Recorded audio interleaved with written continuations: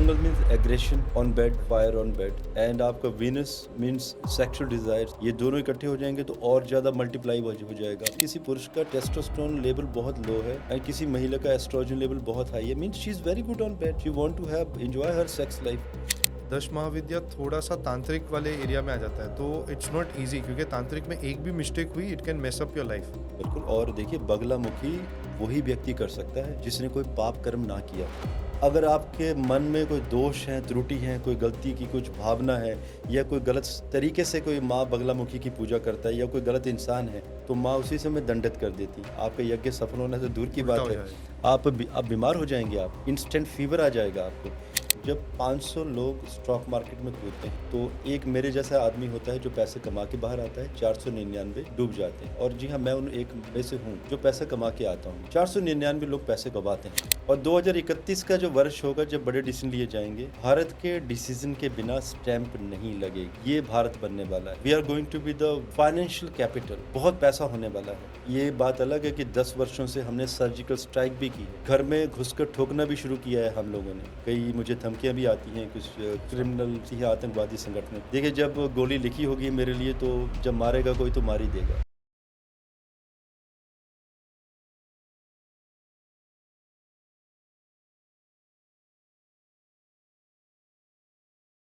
नमस्ते प्रशांत जी, नमस्कार। आपका स्वागत है आन्वीक्षिकी पॉडकास्ट पे। आज हमारे साथ है प्रशांत कपूर जी। इनका एक बहुत ही अच्छा चैनल है यूट्यूब पे, एस्ट्रो कपूर नाम से। और इनकी एक खासियत बता देता हूँ, ये वर्ल्ड के फर्स्ट मेडिकल एस्ट्रोलॉजर है। तो पहले मुझे बताइए प्रशांत जी कि ये मेडिकल एस्ट्रोलॉजर, ये बहुत अनोखा टर्म सुन रहा हूँ मैं, तो प्लीज़ उसके ऊपर ही कुछ लाइट थ्रो कर दीजिए। साथवी, देखिए, मेडिकल एस्ट्रोलॉजी कुछ नई नहीं है, लेकिन ऐसा है कि ये जो नेम था, नेमिंग कन्वेंशन, नाम मैंने दिया था मेडिकल एस्ट्रोलॉजी। अदरवाइज अगर हम रावण शास्त्र को भी देखें, रावण काल से या जो भी हमारे ऋषि मुनि थे, तो बेसिकली ज्योतिष बनाया ही मेडिकल एस्ट्रोलॉजी के लिए था, लेकिन ये टर्म्स यूज़ नहीं होती थी। ओके। क्योंकि ज्योतिष में आज भी जैसे असाध्य रोग होते हैं, तो ज्योतिष में जब हम कुंडलियों का विश्लेषण करते हैं तो जो मेडिकल एस्ट्रोलॉजर होते हैं उनके उनके पास इतनी कैपेसिटी होती है, वो इतने डीप विश्लेषण कर सकते हैं कुंडली को देखकर कि आने वाले समय में किस जातक को किस समय में कौन सा रोग होगा, डेट वाइज। अच्छा। जी हाँ, मतलब आपके बॉडी के किस हिस्से में, अगर आपकी मान लीजिए आइज में भी कोई नंबर लगना होगा तो हम तो नंबर भी बता देते हैं कई बार। नंबर बता देते हैं? 19 एंड 20 थोड़ा सा डिफरेंस रहता है, हल्का सा मार्जिन का, जैसे कैलकुलेशन में। लेकिन जैसे जैसे मेडिकल एस्ट्रोलॉजी में और शोध होता रहेगा तो इसमें भी एक्यूरेसी आएगी। और मेडिकल एस्ट्रोलॉजी की जब बात करें तो मेडिकल एस्ट्रोलॉजी मीन कि ऐसा एक सब्जेक्ट जिसमें कि असाध्य रोगों का इलाज करना, ऐसे रोग जो कि मेडिकल साइंस से आज भी क्योर नहीं हो सकते हैं। अच्छा। That's called medical astrology. जैसे कि मैं एक एग्जांपल दे देता हूँ आपको। आपने अक्सर सुना होगा आजकल तो लीवर के केसेस बहुत सारे आने लगे हैं।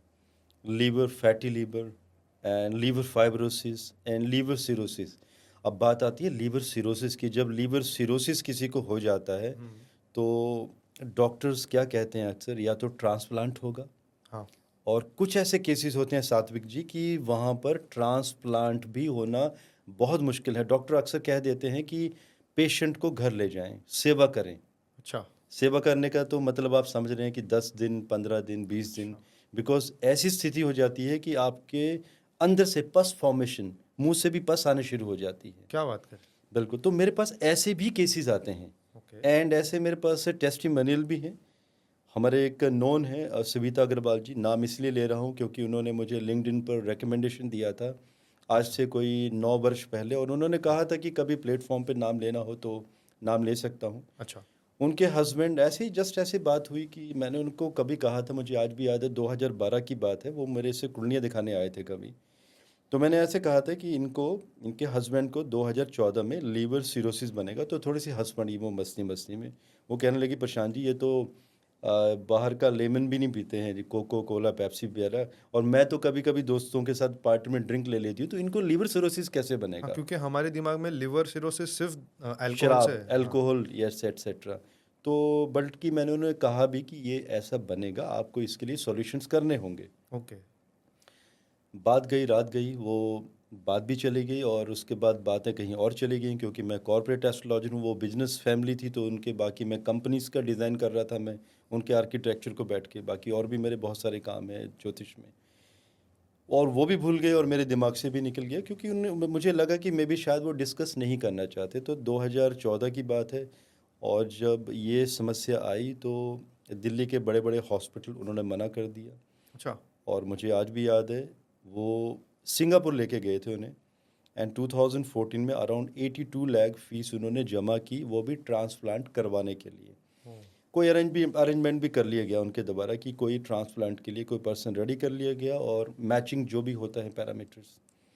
उसके बाद 3 दिन के बाद हॉस्पिटल वाले आपका 95% अमाउंट रिफंड कर देते हैं और कहते हैं कि सॉरी, हम ट्रीट नहीं कर पाएंगे। ओके। तो इसका मतलब आप समझ गए।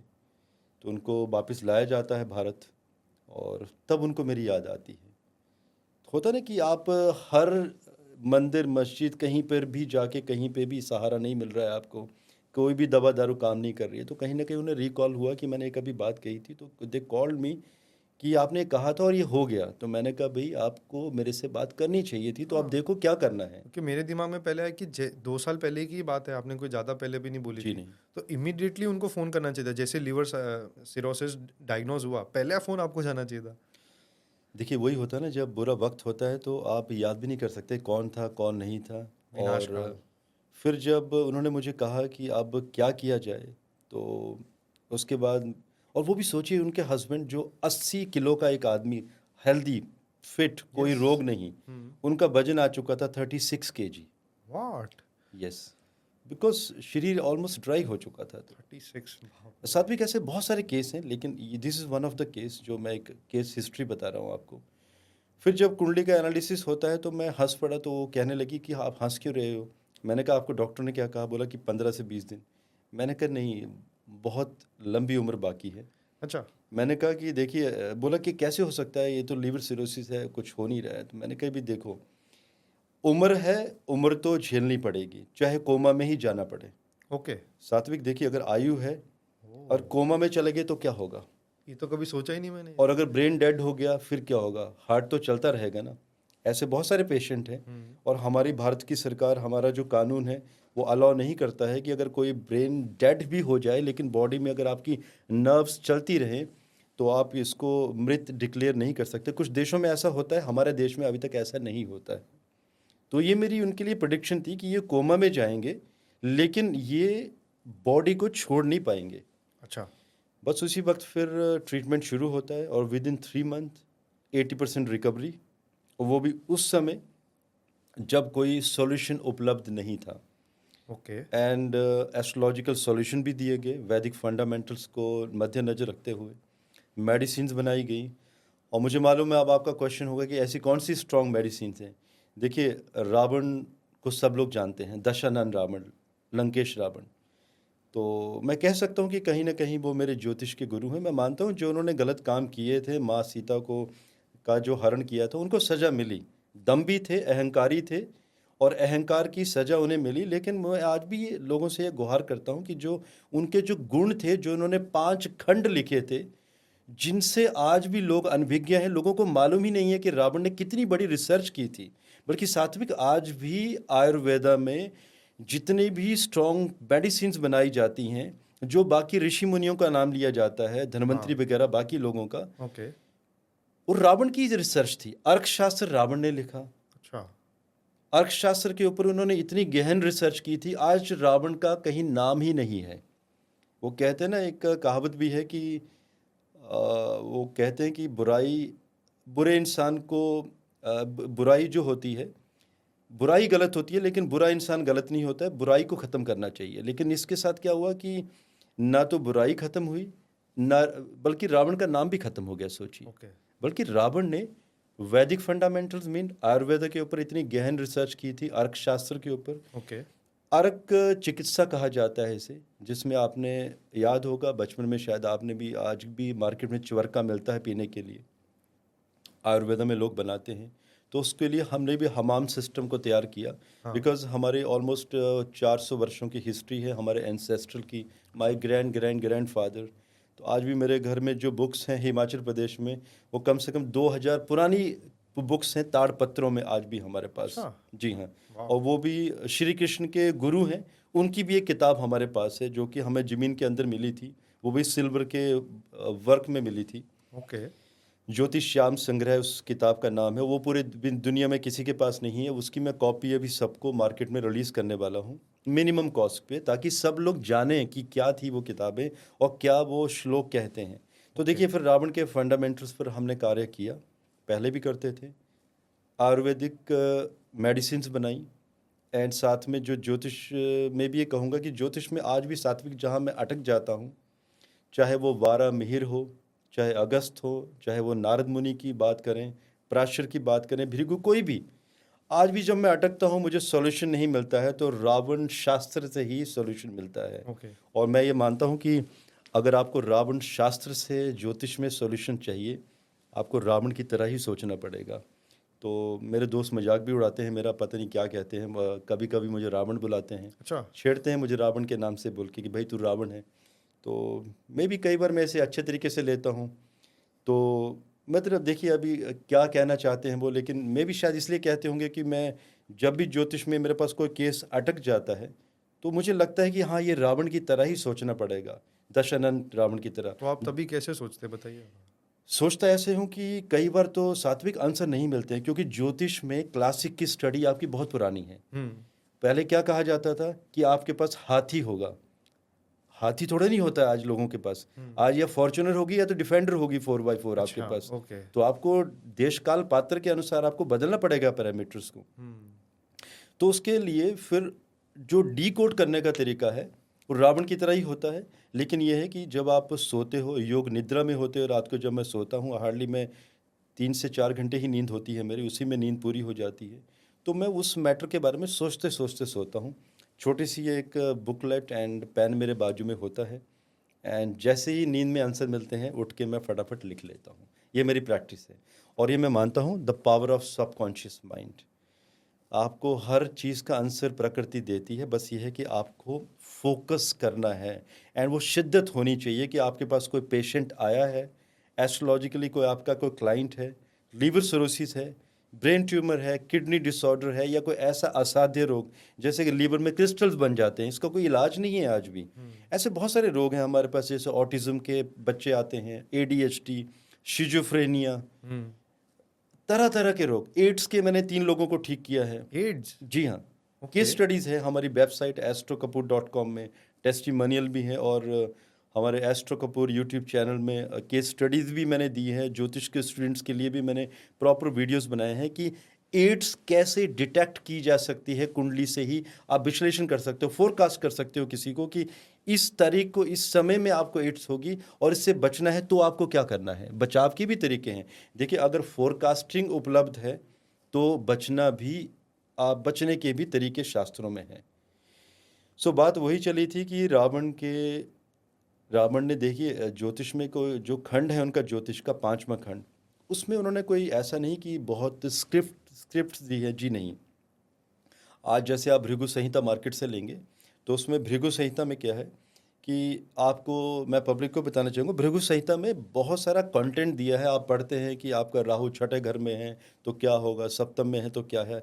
रावण ने ऐसा कुछ नहीं दिया, रावण ने सिर्फ बेसिक्स दिए हैं, लेकिन रावण ने एल्गोरिदम दिया है कि आप देश काल पात्र जैसे जैसे चलता चला जाएगा, आपको खुद अपने से आपको डीकोड करना होगा। आपको कोई गाइड नहीं करेगा। किताबें पुरानी हैं, फंडामेंटल्स पुराने हैं। पहले लोग गांवों में रहते थे, लोग साहित्य पढ़ते थे, लोग सप्ताह करते थे, यज्ञ पूजा पाठ।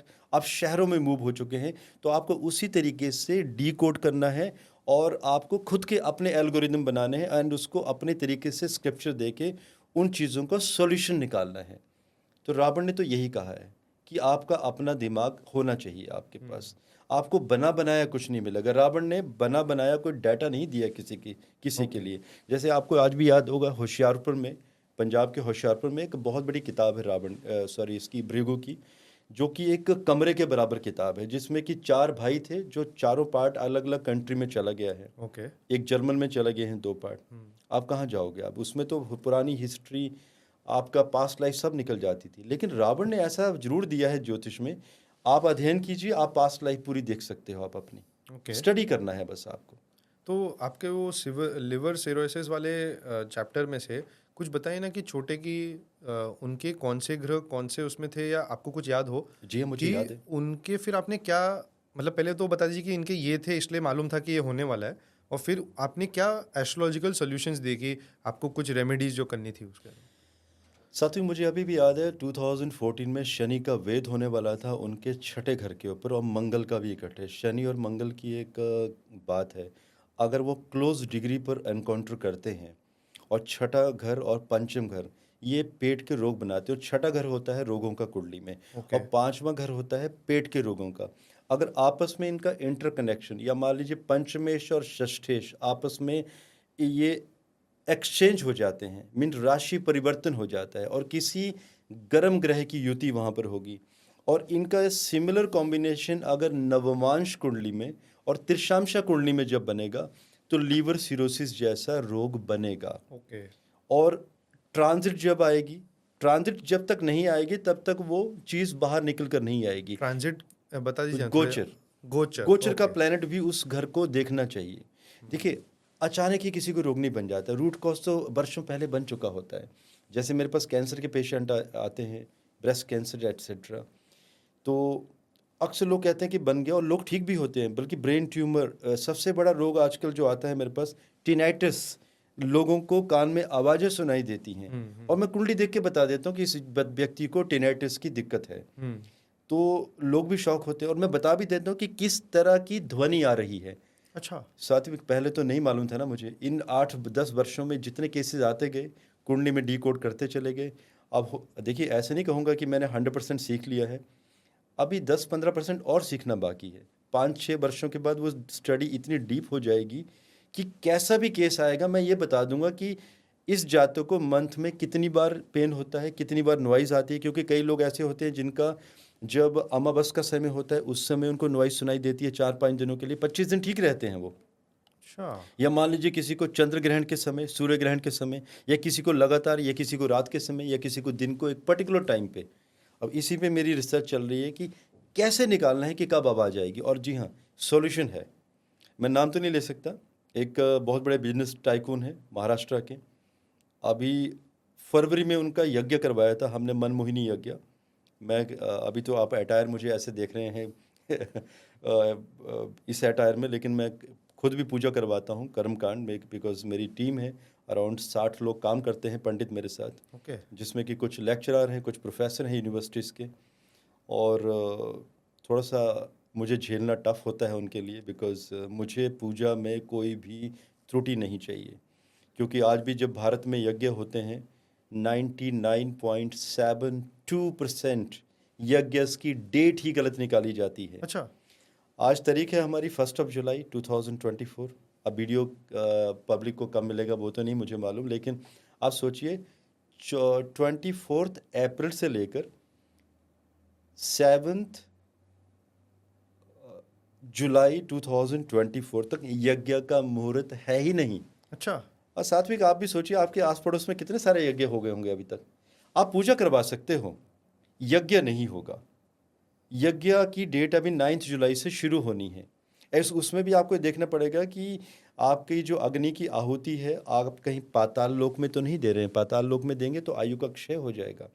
और कहीं आकाश लोक में अगर आपकी अग्नि की आहुति चली गई, आपका धन का क्षय हो जाएगा। और अक्सर जब मैं यज्ञ देखता हूँ, डेट्स निकली हुई, आपने देखा होगा, लोग कहते हैं कि भाई हमने यज्ञ करवाया, 5 पार्टियों को बिठाया, 10 दिन लगाए, इतना बेहतरीन तरीके से लाखों रुपए खर्चा किए, लेकिन घर में फिर भी परेशानी हो गई, गाड़ी में आग लग गई, बिजनेस खत्म हो गया। क्यों होता है ऐसे? यज्ञ के तो इंस्टेंट रिजल्ट्स मिलते हैं, करते करते फायदा मिल जाता है। अच्छा। अब आप यज्ञ ही गलत करवा दोगे जिस डेट पे आप, अब जिन दिनों की डेट में बात कर रहा हूँ, अप्रैल से लेकर ये फर्स्ट वीक जुलाई तक, इसमें जो भी आहुति दी गई है हाँ वो जी। असुरों को आहुति गई है। असुरों को अच्छा। थोड़ी नहीं आप आहुति दोगे। चाहे हमने अग्निदेव को बुलाया हो। Yes, okay. आप अग्निदेव को बुलाएंगे, आएंगे नहीं, वो गलत आहुति जा रही है।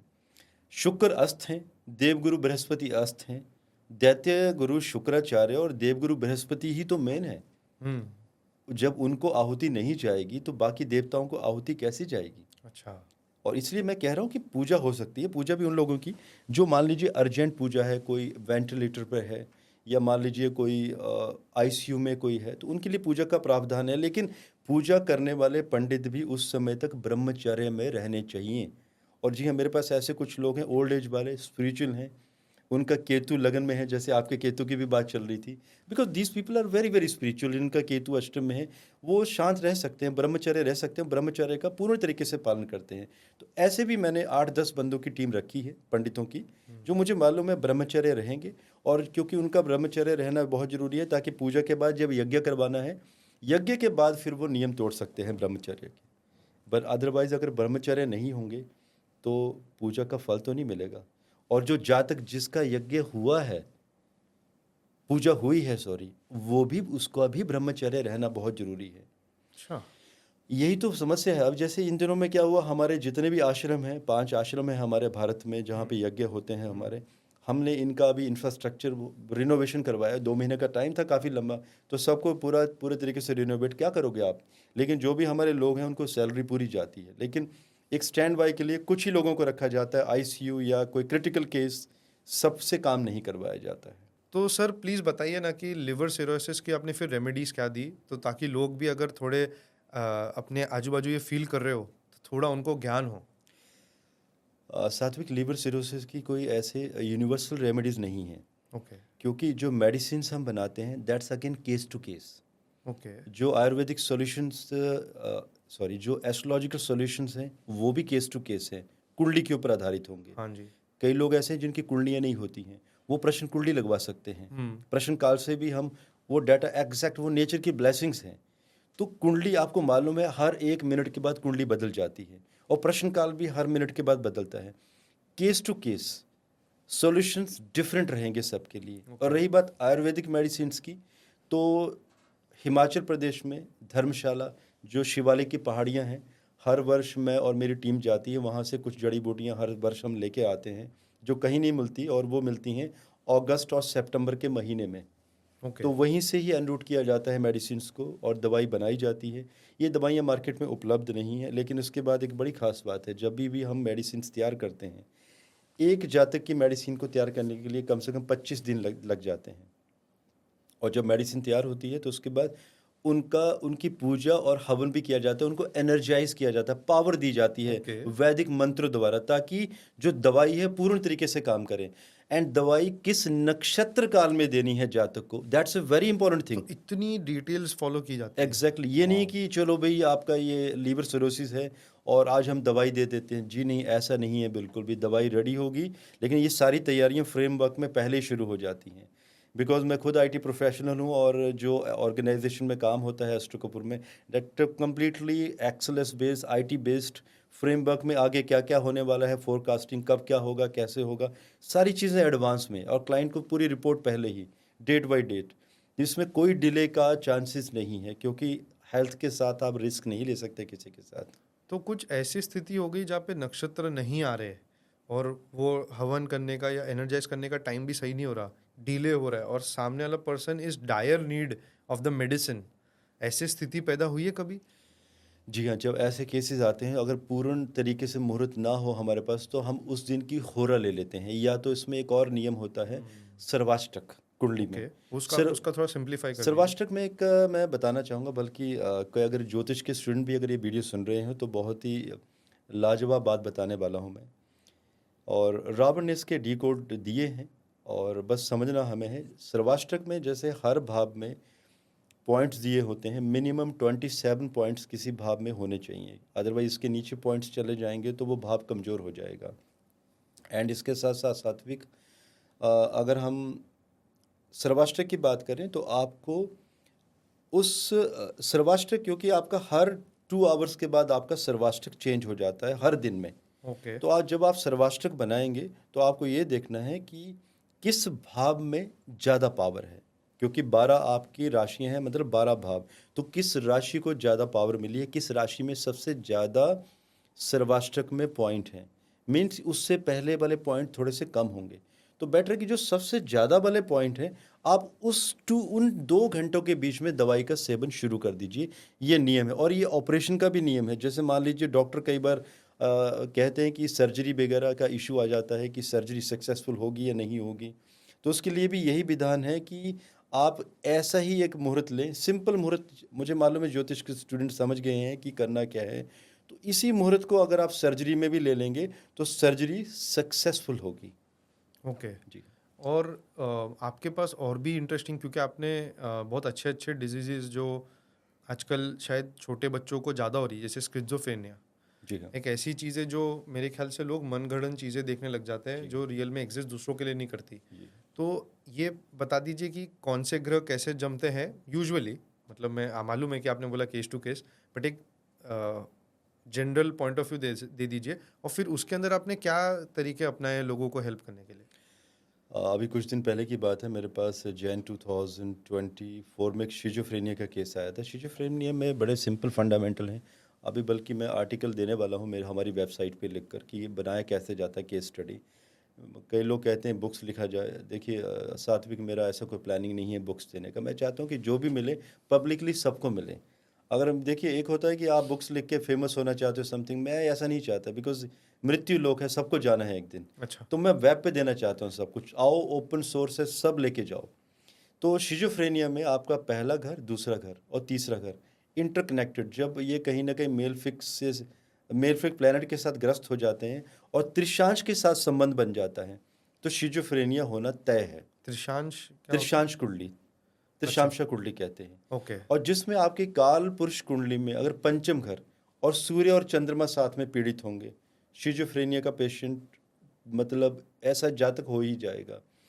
जिसमें ये जो केस था, इसमें इस जातक की आंख भी चली गई थी। यूके का केस है। स्किज़ोफ्रेनिया से आग चली गई? नहीं, किसी की एक्सीडेंट हुआ था, ओके। ब्लाइंड हो गया था कोई बच्चा, लेफ्ट साइड की आइस चली गई थी। वो भी यूके का केस है। आपको मालूम है कि हम भारतीयों के साथ क्या होता है, लेकिन हम फिर भी विदेशों में जाना चाहते हैं। अच्छा। ठीक है। देखिए, जितना हमारे देश में हिंदू मुसलमान नहीं होता, उससे ज़्यादा ब्लैक एंड वाइट होता है। ये बातें कड़वी लगती हैं सुनने में, लेकिन सच है ये। हमारे देश में आज भी जब ज़रूरत पड़ती है ना, किसी को ब्लड चाहिए, हॉस्पिटल में ज़रूरत है, कोई भूखा है, कोई नहीं पूछता है कि भाई तू हिंदू है या मुसलमान है। सब लोग तैयार हो जाते हैं एक दूसरे को हेल्प करने के लिए, मानते या नहीं मानते साथ हाँ में जी, का। बिल्कुल। आप जाइए विदेशों में, वहाँ पे काले और गोरे के हिसाब से ही चलता है। हो सकता है कुछ लोगों को मेरी बातें पसंद ना आए। मैं पूरी दुनिया घुमा हूँ और मैं जानता हूँ कि कहाँ पे क्या होता है। बहुत सुखी हैं आज भी हम भारत में। सबसे बेस्ट कंट्री है आज भी हमारी। बस ये है कि एहसास करना बहुत ज़रूरी है कि हम भारत में हैं हम। ये आप सही कह रहे हैं, क्योंकि मैं भी 1 साल यूके पढ़ा हूँ, तो मुझे कुछ अच्छे लोग भी मिले, ऐसा नहीं है नहीं मिले, पर कुछ जनरल जो एक मेरे को था यूके वाइट पीपल करे में, कि एक इनहेरेंट उनके तरफ एक इंड्यूस कर दिया जाता है एक उनके दिमाग हल्का में। सा उनके तरफ है ना, एक फील होता है वाइब की यार ये, मैं जस्ट बिकॉज मैं इंडियन हूँ या मैं ब्राउन दिखता हूँ, थोड़ा उनके तरफ एक उनका एक हमारे तरफ वो एक रहता है, एक Exactly. एंटी फीलिंग रहती है। बिल्कुल। उनका जैसे ही कुछ मौका मिलेगा वो आपको अलग कर देंगे, जैसे ही मौका मिलेगा। जी। तो बच्चे की सोची आंख फोड़ दी गई थी अच्छा। और डॉक्टर्स ने कहा था कि ये आंख ठीक नहीं हो पाएगी कभी। तो शिजोफ्रेनिया प्लस आइज़ का, और कुंडली में योग बन रहे थे कि नहीं आइज़ रिकवर करेगी।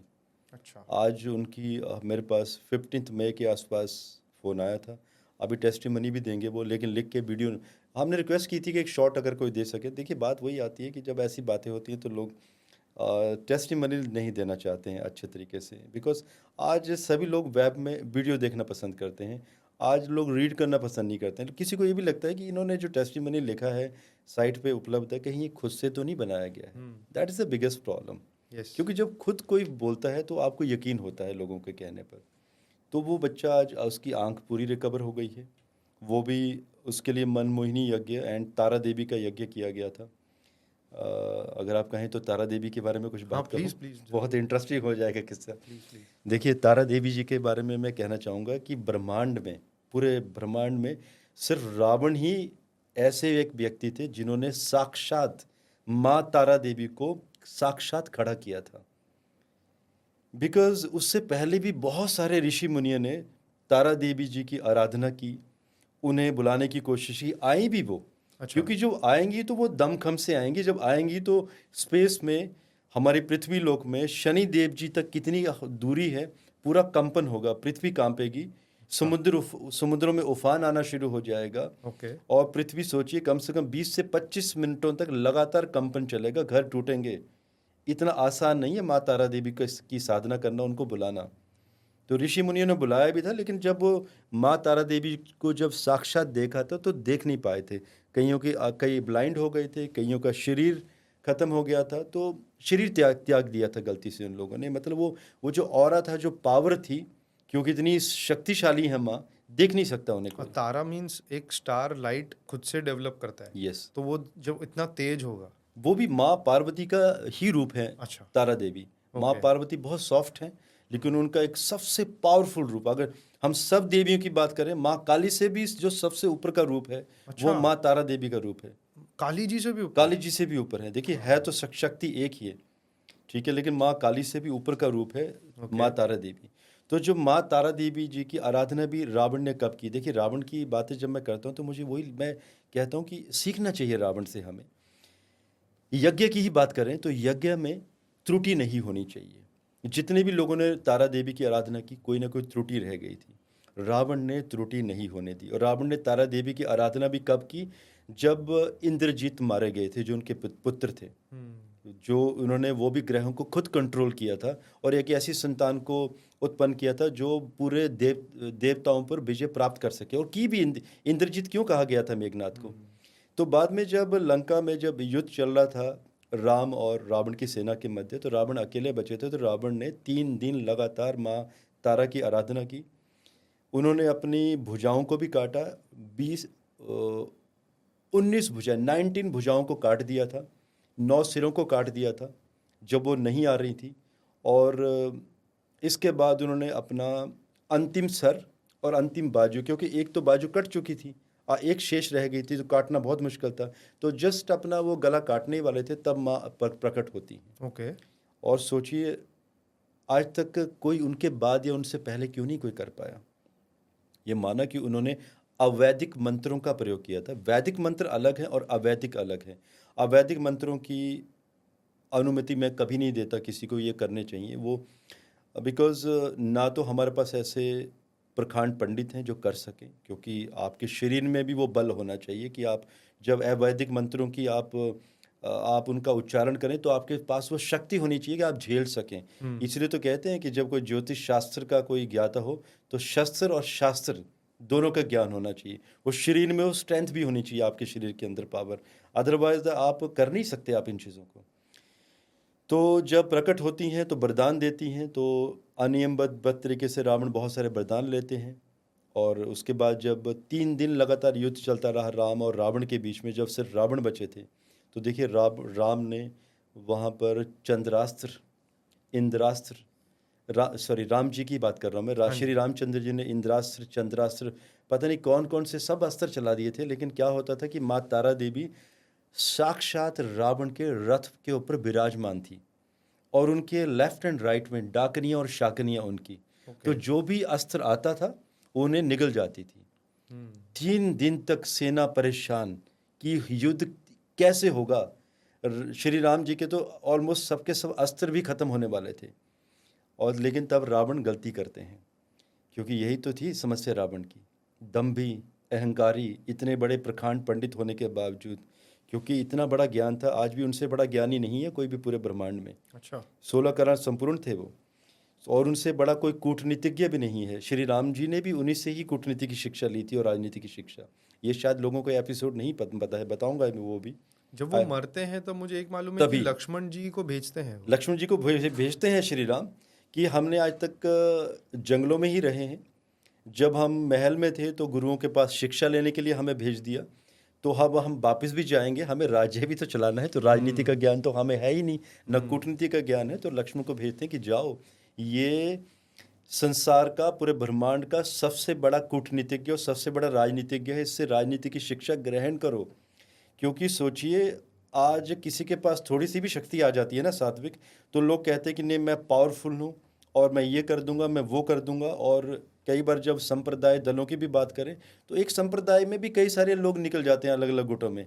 अब सोचिए, ये देवताओं की बात कर रहा हूँ, जब मैं सनातन के लोगों की बात करता हूँ, लेकिन असुरों की बात सोचिए, असुरों को तो पास तो थोड़ी सी शक्ति आती थी, वो कहते थे कि नहीं मैं अब अलग से राजा बनूंगा। रावण इतने स्ट्रांग, इतने पावरफुल, जिन्होंने एक छत्र शासन स्थापित किया और सब असुरों को उसी छत्र के अंदर लिया। और सोचिए कितने बड़े कूटनीतिज्ञ होंगे वो, और सबको रिपोर्ट करते थे सब असुर उन्हें, और उनकी आज्ञा का पालन भी करते थे। बल्कि रावण से भी ज्यादा पावरफुल थे कुछ असुर, उनसे भी ज्यादा, लेकिन फिर भी रावण को रिपोर्ट करते, रिगार्ड करते थे।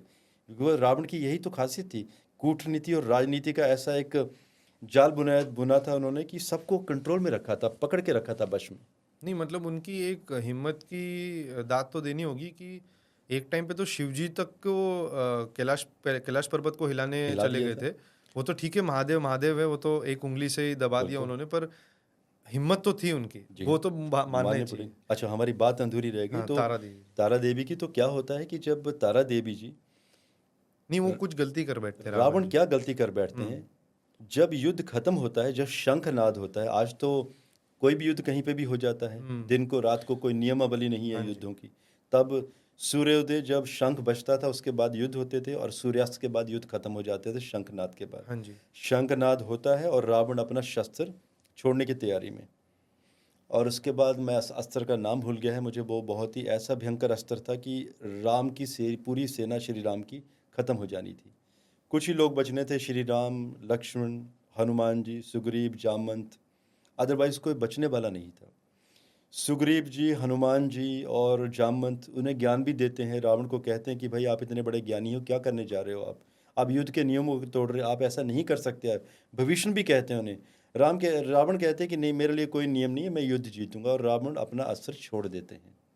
एंड उसके बाद कोलाहल कि अब क्या होगा, अब तो सब मारे जाएंगे। उसके बाद माँ तारा इतनी क्रोधित होती हैं कि रावण को दंडित करती हैं। अच्छा। रावण की मतलब कैसे कहें कि रावण की वो पिटाई भी करती हैं, रावण के रथ को तोड़ देती है, रावण को बहुत सारे जख्म हो जाते हैं। और रही बात शस्त्र की, तो सोचिए जो उनकी डाकनी शाकनी चंद्रास्त्र, इंद्र के जो इतने बड़े बड़े अस्त्र थे, जब उनको निगल जाती हैं तो वो क्या अस्त्र था, उस अस्त्र को भी नष्ट कर देती हैं। माँ तारा देवी के सामने कौन से अस्त्र चलेंगे। तो इसी तरह से फिर रावण जख्मी होते हैं, फिर कोशिश करते हैं माँ तारा देवी की आराधना करने की। वो एक लंबी स्टोरी है, वो कभी दोबारा बताएंगे कि उसके बाद क्या होता है।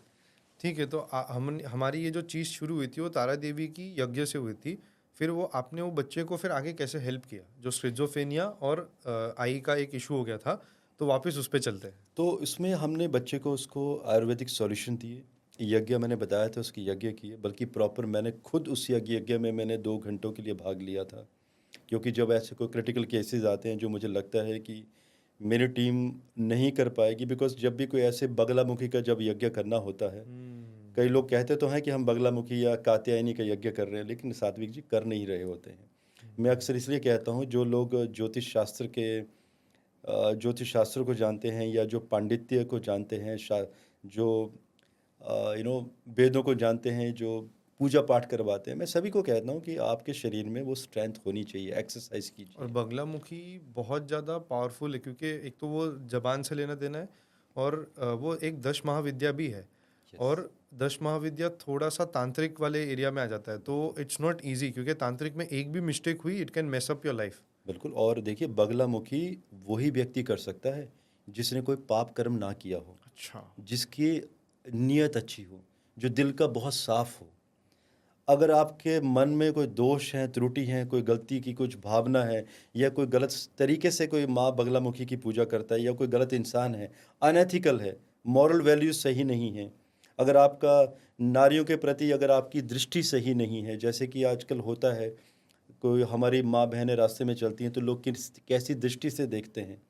तो अगर ऐसे कोई जातक जब बगलामुखी का जब यज्ञ करवाएगा, माँ की आराधना करेगा, तो माँ उसी समय दंडित कर देती हैं। आपका यज्ञ सफल होना तो दूर की उल्टा बात हो है, जाएगा। आप बीमार हो जाएंगे, आप इंस्टेंट फीवर आ जाएगा आपको। तो इसलिए मेरे जो टीम में कई पंडित हैं थोड़े से डरते हैं वो। अच्छा। मुझे कहते हैं कि प्रशांत जी आज आप आ जाएं, आज ये काम आप ही संभाल लें। तो इनिशिएशन मैं कर देता हूँ। मुझे मालूम है कि माँ बगलामुखी जी हमेशा मुझे ब्लेस करती हैं। तो यही तो बात है कि त्रुटियां नहीं होनी चाहिए। तो वो बच्चा ठीक है, उसको हमने कुछ मेडिसिन भी दी थी, आयुर्वेदिक एस्ट्रोलॉजिकल सॉल्यूशन दिए थे, मेडिसिन नाम मात्र के लिए दी थी। अदरवाइज वो एस्ट्रोलॉजिकल सॉल्यूशन से ही बिल्कुल ठीक हो गए। और जो उनकी काउंसलिंग चल रही थी या एलोपैथिक मेडिसिन चल रही थी, मैं ये मना नहीं करता हूँ कि एलोपैथिक मेडिसिन नहीं लेनी है, लीजिए आप। क्योंकि कई बार क्या होता है, आप एलोपैथिक ले रहे होते हैं, होम्योपैथिक भी लेते हैं, आयुर्वेदिक भी लेते हैं, दवाई कार्य नहीं करती है आपके ऊपर। कई बार लोग परेशान होते हैं कि दवाइयाँ काम क्यों नहीं कर रही हैं, क्योंकि ग्रहों को अपना भोग चाहिए। जब ग्रहों को भोग मिलेगा, संतुष्ट हो जाएंगे, उसके बाद किसी भी नुक्कड़ के हकीम वैद्य से भी कोई अगर 4 पुड़ियाँ भी आप ले लेंगे ना सात्विक, वो भी दवाई काम कर जाती है, क्योंकि आप ग्रहों को भोग मिल गया, they will bless you after then. ये कई बार देखते हैं ना, प्लेसिबो इफेक्ट काम एक्चुअली करता है। Yes, okay. आपने देखा होगा कई बार लोग अचानक ठीक हो जाते हैं, कई बार वर्षों वर्षों ठीक नहीं हो पाते हैं, इतने बड़े बड़े उपाय करवा के हाँ भी। जी, तो प्रशांत जी, हमने 2 केस स्टडीज कवर कर ली। अब तीसरी मुझे पूछना था आपको एड्स के बारे में। बट एड्स एक ऐसी चीज़ है जो थोड़ी रीसेंट डिजीज़ है, जो डिस्कवर हुई थी कि एक कोई अफ्रीका के कोई गोरिल्ला के या कोई तो मंकी से फिर ह्यूमन में ट्रांसफॉर्म हुई। और अब आप जो ये एस्ट्रोलॉजी की बात कर रहे हैं, एस्ट्रोलॉजी तो कितने हज़ारों साल पुरानी विद्या है। तो अब वो चार्ट देख के और ये चार्ट देख के आप एग्जैक्टली एड्स आने वाला है किसी को, ये कैसे डिराइव कर पाए, कैसे डायग्नोस कर पाए, ये बताइए ना। सात्विक, यहाँ पे मैं थोड़ा सा अग्री नहीं करूँगा ना आपसे ना किसी से भी। एड्स कोई नया नया रोग नहीं है ये। अच्छा। हमारे पास एक बुक है, ज्योतिष्याम संग्रह में एक खंड में एक विवरण है उसके बारे में, तो जिसमें कि 400 वर्ष पहले भी ये रोग था। उस समय भी लोगों को, बल्कि इससे भी ज़्यादा क्रिटिकल डिसऑर्डर थी उस समय भी। वो श्लोक है संस्कृत का, अभी याद नहीं आ पा रहा है मुझे, क्योंकि श्लोक ऐसे मैं कोई गलत प्रोनाउंसिएशन करना भी नहीं हाँ जी। चाहता, क्योंकि श्लोक होते हैं, आप जब हम अपनी भाषा में बात करते हैं तो त्रुटियां हो जाती हैं कई बार, लेकिन श्लोकों में त्रुटि नहीं करनी चाहिए। तो ये बहुत पुराना डिसऑर्डर है, वर्षों पुराना है। ऐसा नहीं कि 400, देखिए 400 वर्ष पहले अगर किसी बुक में मिला, इट मीन्स कि बहुत पुराना है और भी पुराना है। एंड उसकी मेडिसिन्स भी दी गई हैं, लेकिन जब हमने वो मेडिसिन्स दी थी लोगों को तो कार्य नहीं की थी शुरू में। ओके। लेकिन जब हम एस्ट्रोलॉजिकल केस हम स्टडी किया हम लोगों ने, उसके बाद जब वो मेडिसिन्स देने शुरू की, तब वो मेडिसिन्स कार्य कर गई। तभी तो जैसे मैंने कहा आपको कि ग्रहों को उनका भोग देना बहुत ज़रूरी है। ओके। और ये जो रोग है ये बनता है आपका अष्टम घर से, अच्छा। और उसका कनेक्शन होता है 7th हाउस, बिकॉज 8वां घर होता है आपका genetical disorders, and 7th house होता है आपका सेक्स लाइफ, कि आप सेक्स लाइफ कैसे ड्राइव हो रही या है, फिर मैरिज पार्टनर। या मल्टीपल पार्टनर आपके। एंड साथ में इसमें आपका कनेक्शन आता है मरकरी का, because mercury is the youngest planet. तो अच्छा। ये किन लोगों को आता है, जिनकी सेक्सुअल डिज़ायर्स बहुत ज़्यादा हाई है। जेंट्स की बात करें तो जिनका टेस्टोस्टेरोन बहुत हाई होता है, ओवर रेंज, या फीमेल्स का जैसे ठीक है, फीमेल्स की भी जैसे हार्मोन्स ज़्यादा जनरेट होते हैं, एस्ट्रोजन। हाँ, ठीक है, एस्ट्रोजन, यस। एस्ट्रोजन ज़्यादा होते हैं। ये बात अलग है कि दोनों की 5% रेशियो दोनों में होती है, जेंट्स एंड फीमेल में। तो जब ऐसे केसेस होते हैं, और ये कब होता है, जब मान लीजिए मंगल और शुक्र की कोई युति बन जाती है सप्तम या अष्टम घर में, और वो भी साथ में अगर कहीं राहु ने कनेक्ट कर दिया। ओके। राहु का क्या काम है? एक एम्पलीफाई करना चीज़ को, एम्पलीफाई बड़ा करना। करना चीज़। देखिए, मुझे मालूम है कि आपको एक्सपीरियंस है इस चीज़ का, मतलब सुना होगा आपने इन चीज़ों के बारे में। तो राहु जहाँ पे होगा उसको एम्पलीफाई कर देगा, बढ़ा देगा, एक्सपेंशन कर देगा। वो किसका एक्सपेंशन कर रहा है? मंगल शुक्र। शुक्र तो ऑलरेडी साथ में वो है। जिसके साथ होगा उसको और एम्पलीफाई करेगा, यस, उनके गुणों को और बड़ा और कर बढ़ा देगा, देगा, और क्योंकि अटैचमेंट भी लाएगा एक, राइट। मंगल और शुक्र, मंगल मीन्स एग्रेशन हाँ जी। ऑन बेड, हाँ जी। फायर ऑन बेड, एंड आपका वीनस मीन्स सेक्सुअल डिज़ायर्स। ये दोनों इकट्ठे हो जाएंगे तो और ज़्यादा मल्टीप्लाई हो जाएगा, और राहु तो उसको और भी इन्फ्लुएंस हाई फाई कर देगा। अब मान लीजिए, अब ये जो ग्रह हैं, अगर ये मरकरी के नक्षत्रों में चले जाते हैं अच्छा। या केतु के नक्षत्रों में चले जाते हैं, और त्रिशांशा कुंडली में भी योग बना देते हैं। त्रिशांशा कुंडली में क्यों कह रहा हूँ बार बार, क्योंकि त्रिशांशा कुंडली से ही एक्शन में रोग विचार किया जाता है। अच्छा। अक्सर आदत होती है लोगों को, ज्योतिषियों को, कि D1 मीन्स लगन चार्ट से ही अध्ययन करते हैं। बहुत गलत प्रैक्टिस है। जब आप मेडिकल एस्ट्रोलॉजी करते हैं, आपको त्रिशांशा कुंडली देखनी चाहिए, आपको पोजीशनिंग देखनी चाहिए कि बाकी ग्रह क्या कर रहे हैं। और ऐसे जब वहाँ पे कॉम्बिनेशन बनते हैं तो ये एड्स के कॉम्बिनेशन बनते हैं। इसका संस्कृत में नाम भी कुछ और दिया है इस रोग का, और देखिए अभी तक इसके बारे में ना तो कोई हमारे पास कोई वो आई है, वैक्सीन आई है, ना ही ऐसी कोई पर्टिकुलर मेडिसिन मॉडर्न है। साइंस में इसका कोई क्योर नहीं है। देखिए दवाइयाँ हैं अभी भी मार्केट में, लेकिन वो है कि आप खाते रहिए, आप बेटरमेंट होती रहेगी, लेकिन आपका क्रिएटिनिन लेवल बहुत हाई हो जाएगा, किडनीज आपकी अफेक्ट हो जाएंगी। तो एक तरफ आप ठीक रह रहे हो लेकिन किडनीज खत्म, साइड इफेक्ट्स बहुत तो ज़्यादा। देखिए आयु तो वैसे भी फिर कम होती चली जाएगी आपकी। तो ये है किडनी, आप देखिए कोई भी भयानक से भयानक रोग है, मेडिकल एस्ट्रोलॉजी एक ऐसा सब्जेक्ट है जिसमें आप उसके बारे में फोरकास्ट भी कर सकते हैं, विश्लेषण भी कर सकते हैं, और उसके उपाय भी आपके पास होते हैं। देखिए मेरा मानना है जब फोरकास्ट कर सकते हैं तो आपके पास उपाय भी हैं उस रोग के। मेरा ये था कि आपका इसमें फिर सॉल्यूशंस कुछ थे, जैसे आपने कुछ यज्ञ बताए, ऐसा कुछ सॉल्यूशन इसके अंदर आपने अप्लाई किए? जी हाँ, इसमें यज्ञ तो मेन स्ट्रीम होता है। यज्ञ के बिना तो देखिए जब तक वैदिक मंत्रों का वो भी प्रॉपर विधिवत तरीके से जब यज्ञ नहीं होगा, और depend on the person to person कि किसके लिए कौन सा यज्ञ होगा, किन ग्रहों को बल देना है, ग्रहों की आपकी षडाष्टक में आपकी डिग्री कितनी है, आपकी बल कितना है।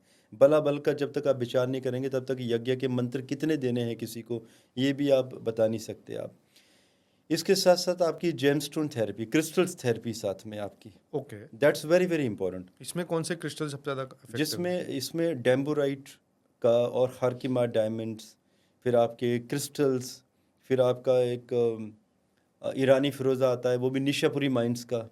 अच्छा। जी हाँ, ईरान में भी एक निशापुरी माइन है, और वो फिरोज़ा ऐसा आता है जिसमें कांसा, पता होगा आपको, जैसे मेटल कांसे की थालियाँ बनती हैं, कटोरियाँ, तो कांसा होता है उस मेटल के अंदर, अच्छा। उस पत्थर के अंदर, फिरोज़ा के अंदर। ओके, क्योंकि ब्रॉन्ज तो एक एलॉय है, राइट?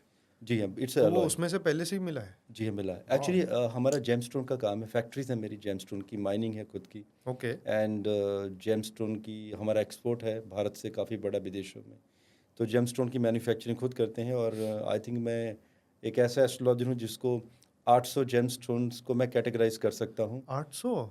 ये तो जेमस्टोन की बात कर रहा हूँ, उसमें जो सब कैटेगरीज आती हैं वो अलग हो जाती हैं। तो 800 मेन टाइप की जेमस्टोन कैटेगरीज है? देखिए जेमस्टोन तो मेन आपके जो चलते हैं वो 9 ही चलते हैं, हाँ। नीलम, पुखराज, पन्ना, हाँ जी। मोती, जो आम ज्योतिषी लोग मूंगा, रेकमेंड ऐसा करते कुछ, हैं, हाँ। मूंगा, लसुनिया, हाँ। गोमेद। लेकिन व्हाट अबाउट अदर जेमस्टोन्स? नीलम आप पहना रहे हो किसी को 10 लाख का, 5 लाख का, 2 लाख का, महंगे महंगे। यार और भी तो हैं हमारे पास ऐसे ऐसे जेमस्टोन जो 1,000 रुपए के, 2,000 रुपए के हैं। कई बार वो इतना ज़्यादा काम कर देते हैं, नीलम उतना काम नहीं करता है, वो अकेले ही 2,000 रुपए का पत्थर आपकी ज़िंदगी बदल देगा आपकी। अच्छा, क्योंकि किसी को आप 2000 का चीज़ बोलोगे तो बोलेंगे यार ये बेकार लग रहा है, इफेक्टिव भी है कि नहीं, क्योंकि दिमाग में बैठ गया ना कि महंगी आती है। वो भी, और कॉमर्शियल कैसे चलेगा, मार्केट कैसे चलेगी। हाँ, ये भी बात है। लेकिन मैं तो आज भी रेकमेंड करता हूँ 2,000 का भी किसी को जेमस्टोन। मुझे मालूम है मेरे कई ऐसे क्लाइंट भी हैं who are business tycoon, charter plane है उनके अपने। कई बार मुझे बोल भी देते हैं, यार कपूर साहब ये क्या पहना रहे हो, कुछ अच्छी चीज़ पहनाओ। मैंने कहा नहीं, यही पहननी है आपको। वही होता होगा उनके साथ। ठीक है, क्योंकि आपको 50 लाख का पुखराज नहीं पहनना है, आपको ये 500 रुपये का ही पत्थर पहनना है, क्योंकि ये 500 वाला जो काम करेगा वो 5 लाख वाला काम नहीं करेगा। अब देखिए रही बात, अगर मुझे अपनी जेब भी देखनी होगी तो मैं 5 लाख वाला पहनाऊंगा या 50 वाला। लेकिन मेरा ये मानना है कि जब आप ज्योतिष करते हैं तो आपको जस्टिस करना है, ईमानदारी से कीजिए कोई भी चीज़। और नॉट ओनली एस्ट्रोलॉजी, और कोई भी आप सब्जेक्ट पकड़ते हैं तो बहुत ऑनेस्टी के साथ करना होता है। मेरे गुरुजी ने एक बात बताई थी मुझे, जब मैं शिक्षा ले रहा था ज्योतिष की। मैं अभी 44 का हूँ। अच्छा, जी हाँ। तो 8 वर्ष का था मैं तब मैंने शिक्षा लेनी शुरू की थी। क्या बात कर रहे हैं? जी हाँ, और 12 वर्ष तक मैंने शिक्षा कंप्लीट कर ली थी ज्योतिष की। उसके बाद देखिए शिक्षा कंप्लीट हुई थी, लेकिन प्रैक्टिस। केस स्टडीज़ अभी तक 5.5 लाख कुंडलियाँ देख चुका हूँ मैं। 5.5? जी हाँ, क्योंकि फ्री कंसल्टेशन देता था मैं सन 2020 तक। तो एक दिन में 100-200 लोगों की भी कुंडलियाँ देखता था, लाइन लग जाती थी। 100 अब सबको 2-2 3-3 मिनट। एंड मेरी प्रैक्टिस है कि भाई जब मेरे पास आए हो क्वेश्चन लेके मत आना, मैं बताऊंगा कि क्यों आए हो मेरे पास आप। ओह, कुंडली से मैं खुद विश्लेषण करता हूँ, इंस्टेंट सॉल्यूशन। सो बात चल रही थी हमारी, मैं भी भूल गया क्या बात कर रहे थे हम डिस्कस। ये एड्स के अंदर आपने क्या सॉल्यूशंस दिए थे? नहीं, तो आपने कुछ क्रिस्टल्स की बात की थी फिर। क्रिस्टल्स की बात कर रहे थे। तो मैं ये बात कर रहा था कि मेरे गुरुजी ने मुझे ये सिखाया था कि प्रकृति का नियम है कि अगर आपको बहुत कुछ चाहिए तो आपको पहले बहुत कुछ देना पड़ेगा। आप एक्सपेक्ट नहीं कर सकते कि प्रकृति ऐसे ही मेहरबान हो जाएगी आपके ऊपर, नहीं होगी आपके ऊपर मेहरबान। आपको बांटना पड़ेगा, शिद्दत से कार्य करने पड़ेंगे, शनिदेव जी को समझना पड़ेगा, अपने कर्मस को जगाना पड़ेगा, कर्मस को स्ट्रॉन्ग करना पड़ेगा। जितना बाँटेंगे उससे बहुत ज़्यादा मिलेगा आपको। ये ऐसे मैं मानता हूँ और मैं आज़माया हुए फ़ॉर्मूलाज़ हैं और मैं अपने गुरुओं को सम्मान करता हूँ। जो उन्होंने सिखाया है वो सही है और ये हकीकत है, ऐसा ही होता है सात्विक जी। ओके। तो चलिए फिर केस स्टडी से आगे चलते हैं, क्योंकि एक ऐसा टॉपिक मेरे को छेड़ना है जो आजकल यंग लोगों को, जो जिनकी जस्ट शादी होने वाली है, उनको बहुत सताता है। क्योंकि आजकल इतने आजू बाजू में इतने फेल्ड मैरिजेस देख रहे हैं लोग, जी हाँ। और या फिर मैरिजेस होने के बाद में भी जो इजीली शादी टूट जाती है, बहुत ही सुनने में आता है जब रीज़न, तो ऐसा लगता है अरे ये रीज़न से कोई शादी तोड़ दिया जी हाँ। ऐसे। तो बताइए ना कि आप एक इतने, मतलब आप कह रहे हैं कि आप 12 साल में अपनी अपनी शिक्षा ख़त्म की, आपने 5.5 लाख कुंडलियाँ देखी आज तक। मतलब आपकी जो एक्सपीरियंस है एकदम गोल्ड माइन है, आपके जो भी कुछ सॉल्यूशंस भी आएंगे तो प्लीज़ बताइए कि what is a solution going forward towards marriage, कि जब कोई दो एक मेल फीमेल जब एक शादी के लिए जा रहे हैं, उनको क्या देखना चाहिए अपने तरफ एक दूसरे के, क्योंकि आजकल लोग सिर्फ कंपैटिबिलिटी, हाँ पैसा घर ये देखते हैं, और कोई कोई लोग थोड़ा सा चार्ट मिला लेंगे, जो आज मुझे थोड़ा सा सुनने में आ रहा है कि इतना रेलेवेंट नहीं रहा है। तो आप ही बताइए कितना क्या है। बहुत अच्छा कनेक्ट दिया आपने और मैं वहाँ से शुरू करूँगा जब मेरी शिक्षा ख़त्म हुई थी 12 वर्ष की आयु में।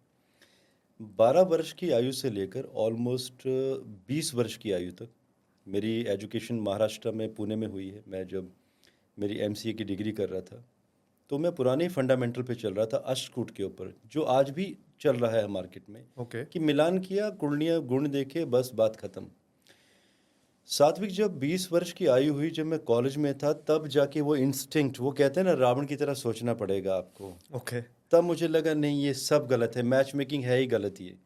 गलत मीन्स कि जो शास्त्रों में दिया है वो तो ठीक है क्लासिक्स में, लेकिन फिर मेरे हिसाब से वो गलत ये क्यों था? अष्टकूट मिलान कर रहे हो भाई आप, कब का है वो तो सदियों पुराना है। पहले लोग बड़े सिंपल थे, गांवों में रहते थे लोग, पूजा पाठ करते थे लोग। पहले पुरुष प्रधान समाज था, मेल शॉविनिज्म सोसाइटी, लड़कियों से तो पूछा नहीं जाता था शादी के बारे में। हाँ। जो बड़े रईस ज़्यादा थे उनको फिर भी बताया जाता था कि उस व्यक्ति की लड़की है एंड उससे शादी आपको करनी। लड़के भी खुश होते थे और अक्सर लड़के लड़कियां एक दूसरे को कब देखते थे? शादी के बाद। मंडप में कई कई बार देखते थे, और मंडप बाद पे भी में कहाँ देखते थे, पुरानी बात करूं। अच्छा सेहरा भी यस, और आप मान के चलिए आपकी डेस्टिनी फिक्स कर दी जाती थी कि बस ये आपके लिए, ये आपके लिए, बस अब आपको एक दूसरे के साथ रहना है। ज़िंदगी कैसी भी चले, लड़ाई झगड़े हों, लेकिन फिक्स है कि आपको जीना मरना साथ साथ है आपको। डिवोर्स नाम की कोई चीज़ें नहीं होती थी, छोड़ आप किसी को सकते नहीं थे, लेकिन फिर भी पुरुष प्रधान समाज में डोमिनेशन था। पर आप पुरुष प्रधान कह रहे हैं, पर कितने बार मैंने देखा है कि इवन द हस्बैंड, उनका भी पूछा नहीं आता था, सिर्फ बाप और बाप दोनों के बाप, वो भी था पिताजी, और वो जी। देख लेते तो थे। उस समय अष्टकूट मिलान, कुछ जो बड़े घराने थे अष्टकूट मिलान करते थे, और कुछ छोटे घराने थे उसमें क्या देखते थे कि लड़की का गुरु अगर केंद्र और त्रिकोण में चला गया तो ये लड़की अच्छी है, ये लक्ष्मी की तरह काम करेगी, तो इस लड़की से हम शादी कर देंगे। भाई लड़के के बारे में तो आपने देखा ही नहीं लड़की वालों ने, कि क्या उसका भी तो गुरु शुक्र देख लो आप। तो सोचिए कितना डोमिनेशन था। आज आप देख रहे हैं कॉरपोरेट में 60 to 70% लीडरशिप पोजीशंस में महिलाएं हैं। ओके। एंड मेरे भी कुछ वेंचर्स हैं सात्विक, मैं एस्ट्रोलॉजर ही नहीं हूँ, मेरी सॉफ्टवेयर कंपनी है, मेरे कुछ और रियल एस्टेट के भी काम हैं, बल्कि मेरी ऑर्गेनाइजेशन में भी जो टॉप लीडरशिप में जो आज भी काम कर रहे हैं वो महिलाएं हैं। बिकॉज कहीं ना कहीं मैं मानता हूँ, हाँ हम पुरुष हैं, लेकिन आप मान के चलिए महिलाएं जब कोई निर्णय लेती हैं तो बहुत स्ट्रांग निर्णय लेती हैं। शक्ति।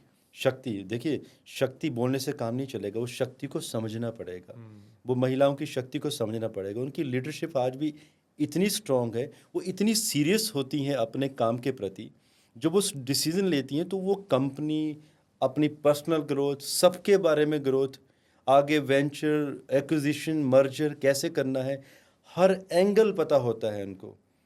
ये मैंने एक्सपीरियंस किया है। वो नर्चर करने का, केयर करने का जो भाव है वो उधर भी लाती है। यस, लेकिन जब पुरुषों की बात करें, बड़ी पोजीशन पे जाएंगे, ज्वाइन करने से पहले कहीं और भी देखेंगे कि भाई कहीं और से कोई अच्छी पोजीशन तो नहीं आने वाली है। लेकिन महिलाओं के साथ ऐसा नहीं, अगर वो ज्वाइन करेंगी पोजीशन को सिंसेरिटी। जस्टिफाई करेंगी। देखिए वक्त बदल चुका है, तो आपका मिलान का तरीका भी आपका डिफरेंट होना तो चाहिए। अब कैसे देखते हैं? अब ये देखता हूँ मैं, लगन कुंडली से लगन कुंडली का कभी मैच नहीं होता था पहले, आज भी नहीं होता। इसके ऊपर आज भी कोई मार्केट में कोई बुक्स उपलब्ध नहीं है।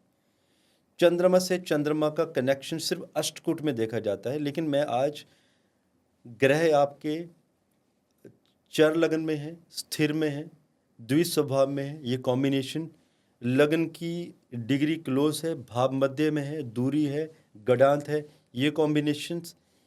ऐसे और भी कुछ कॉम्बिनेशंस कि आपके मरकरी टू मरकरी कनेक्शन कैसा बना है, वीनस टू वीनस। क्या ऐसा तो नहीं है कि फीमेल बहुत डायनेमिक है, वर्ल्ड वाइड ट्रैवल करना चाहती है, लेकिन जो पुरुष है वो घर में निठल्ला बन के रहना चाहता है, भाई मुझे तो टीवी देखना है, कोक चाहिए, पेप्सी, पिज़्ज़ा, और मैं तो आराम करूँगा। आप बताओ सात्विक, शादी चलेगी? ये तो फिर एक्स्ट्रा मैरिटल अफेयर शुरू हो जाएगा। वो जो महिला है वो भी गलत नहीं है, उसको तो कोई ऐसा पार्टनर चाहिए जो एडवेंचरस लेडी है, उसको वो तो चाहती है पूरी दुनिया घूमे किसी एडवेंचरस पर्सन के साथ। अब एक्स्ट्रा मैरिटल अफेयर हो जाता है तो ठीक गलत बोलने वाले हम कोई नहीं होते हैं, सबकी अपनी अपनी भावनाएं हैं। पब्लिक में कोई मुझे गलत कहेगा, कोई सही कहेगा, बेटर है कि आप ही लोगों के ऊपर छोड़ा जाए कि कौन सही है कौन गलत है, लेकिन ऐसे घर चलते नहीं हैं। तो देखिए मैं ये भी नहीं कहता हूँ कि जो कपल हैं वो दोनों के विचारधारा बिल्कुल सेम टू सेम रहेगी, सेम टू सेम रहेगी तो भी घर नहीं चलेगा। हाँ, एकदम सेम ही नहीं ठीक होना है, चाहिए। वो दोनों ही क्रिटिक्स होंगे तो झगड़े हो जाएंगे। और दोनों ही लेजी होंगे तो बाहर कोई घूमने नहीं जाएगा। यस, तो कम से कम 70 आपस में परसेंट आपका रेशियो 70 to 100 ऐसे मैच होना चाहिए आपका, कि अगर आप थोड़े से लेजी हैं तो थोड़ा सा दूसरा हल्का सा कम लेजी हो, या आप डायनामिक हैं तो थोड़ा सा दूसरा, एक इंसान पूरा वर्ल्ड ट्रैवल करना चाहता है तो दूसरा कहता है कि मुझे 4 धाम घूमनी है। तो जो 4 धाम वाला है वो कह रहा है कि चलो ठीक है भाई, थोड़ा सा मैं और आगे बढ़ जाता हूँ। वर्ल्ड ट्रैवल वाला कहेगा चलो यार 2-4 कंट्रीज में और कम कर देता हूँ। तो कहीं ना कहीं आपका मैच बन जाता है। इसमें मेडिकल, ये तो वैदिक फंडामेंटल्स हो गए। मैं तो जो प्रीमियम कंसल्टेशन हमारे यहाँ पर होती है मैच मेकिंग, मैं तो ऐसे ही मैच करता हूँ, और कम से कम 7 से 8 घंटों का टाइम लगता है ऐसी मैच मेकिंग 7 से 8 घंटे? जी हाँ, लेकिन ये प्रीमियम सर्विस है हमारी, सबको नहीं देते हम लोग। जो हमारे पुराने क्लाइंट हैं जो डिमांड करते हैं उन्हीं को दी जाती है, टेक्स टाइम। ठीक है, अदरवाइज जो नॉर्मल कंसल्टेशन है अष्टकूट, या उसमें भी कुछ हम चीज़ें देखते हैं, उसमें भी हमारी कोशिश रहती है कि कोई भी घर ना टूटे। सात्विक जी, बहुत बड़ी रिस्पॉन्सिबिलिटी होती है जब घर टूटता है। तो लोग क्या कहते हैं, अरे यार वो एस्ट्रोलॉजर था, उससे करवाया था हमने मैच, उसने हमारी शादी का शोधन किया था। तो सोचिए, कहीं ना कहीं आप जब एक बात कहते हैं, क्रेडिबिलिटी। ज्योतिषी की कही हुई बात आप तो भूल जाते हो, दुनिया याद रखती है आपके बारे में, भूलते नहीं हैं लोग, आपको बार बार याद दिलाएंगे कि आपने ये बात कही थी। सो अब यहाँ पर मेडिकल एस्ट्रोलॉजी के भी पैरामीटर्स मैंने डिफाइन किए हैं, जैसे कि आपका, हम बात की थी हमने एस्ट्रोजन एंड टेस्टोस्टेरोन के ऊपर। अब हमें ये भी देखना होगा कि मान लीजिए किसी पुरुष का टेस्टोस्टेरोन लेवल बहुत लो है एंड किसी महिला का एस्ट्रोजन लेवल बहुत हाई है, means she is very good on bed, she want to have enjoy her sex life. जो मेल है उसकी तो रुचि है ही नहीं। आप बताइए क्या वो घर चलेगा?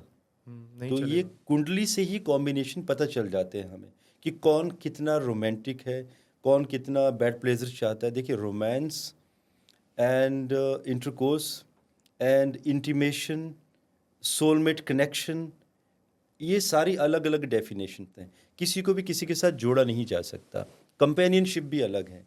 तो इनको डिफाइन करना पड़ेगा अलग अलग तरीके से। कोई ऐसे कपल्स हैं, they are normal and they want to be have a very good companionship.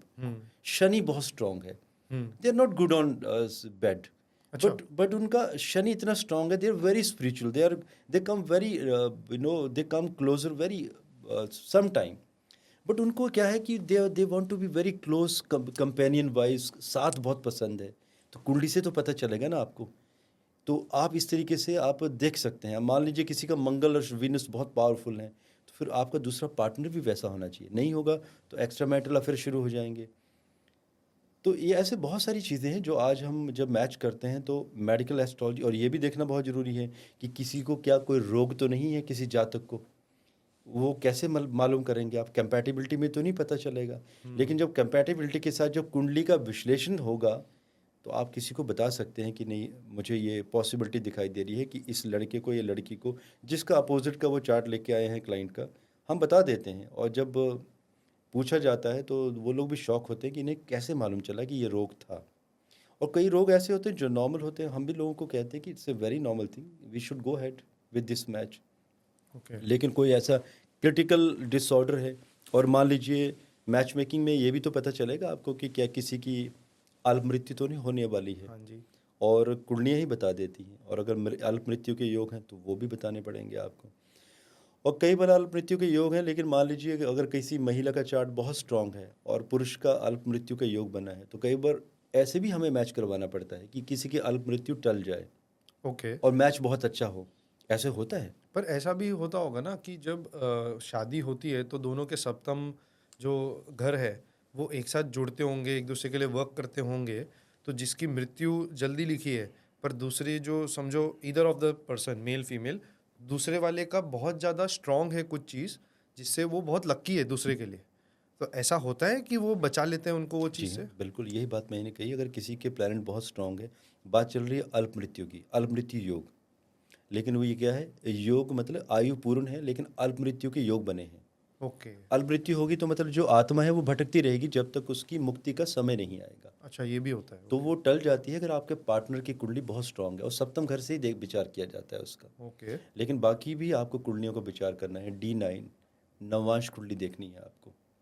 और आपको प्रोफेशन भी अगर देखने हैं कपल के, तो आपको दशांश कुंडली वो भी देखना है कि कहीं ऐसा तो नहीं कि भविष्य में, अब मान लीजिए एक पार्टनर का भविष्य खत्म हो जाता है। आजकल तो देखिए ना, अक्सर क्या होता है, आज भी देखिए मेल शोविनिज्म कम नहीं हुआ है। बोलने वाली बातें हैं कि हम आगे बढ़ गए हैं, सम्मान बहुत करते हैं महिलाओं का। कहीं ना कहीं आज भी भारत क्या विश्व में एक मेल शोविनिज्म कहीं ना कहीं DNA में है। सात्विक कैसे भी समझें, आज अगर कोई पुरुष आज महिलाओं से कम कमाता है घर में, तो उसे कहीं ना कहीं एक इन्फीरियरिटी कॉम्प्लेक्स होना शुरू हो जाता है कि नहीं, मेरी वाइफ तो मेरे से ज़्यादा कमाती है, जो कि समाज भी उनको शांत नहीं रहने देता। यस, जो कि होना नहीं चाहिए, गलत है ये। कम से कम ये लोग ये नहीं समझते हैं कि महिलाओं की कैपेसिटी पुरुषों से बहुत ज़्यादा है। ठीक है, महिलाएं ज़्यादा सक्षम है हर तरीके से। वो कहते हैं ना कि इक्वलिटी की ट्राई करी क्यों रहे, क्योंकि वुमेन ऑलरेडी हमसे इतनी एग्जैक्टली, ऊपर है कि आई हमें डू अग्री, ऊपर पहुंचना चाहिए। बिल्कुल। हम थोड़ी उनको अपने लेवल पे गिराने चाहते यस, हैं। महिलाएं एक्चुअल में एक स्टेप हमसे ऊपर, एक स्टेप नहीं बहुत स्टेप ऊपर है। अगर यहाँ पर इक्वलिटी जो आपने बात कही, बेटर है कि हमें बहुत वर्ष लगेंगे महिलाओं के लेवल तक आने के लिए, लेकिन हम आ नहीं पाएंगे। शक्ति की बात ऐसे ही नहीं होती है सात्विक।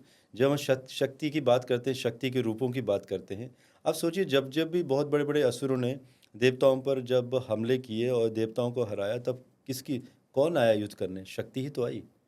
तो इसलिए तो लोगों को जब पुरुष ये बात समझ जाएंगे ना कि हम उनकी जो वाइफ है, उनकी जो धर्म पत्नी है, वो कहीं ना कहीं दिल दिमाग बल्कि शरीर से भी उनसे ज़्यादा सक्षम है।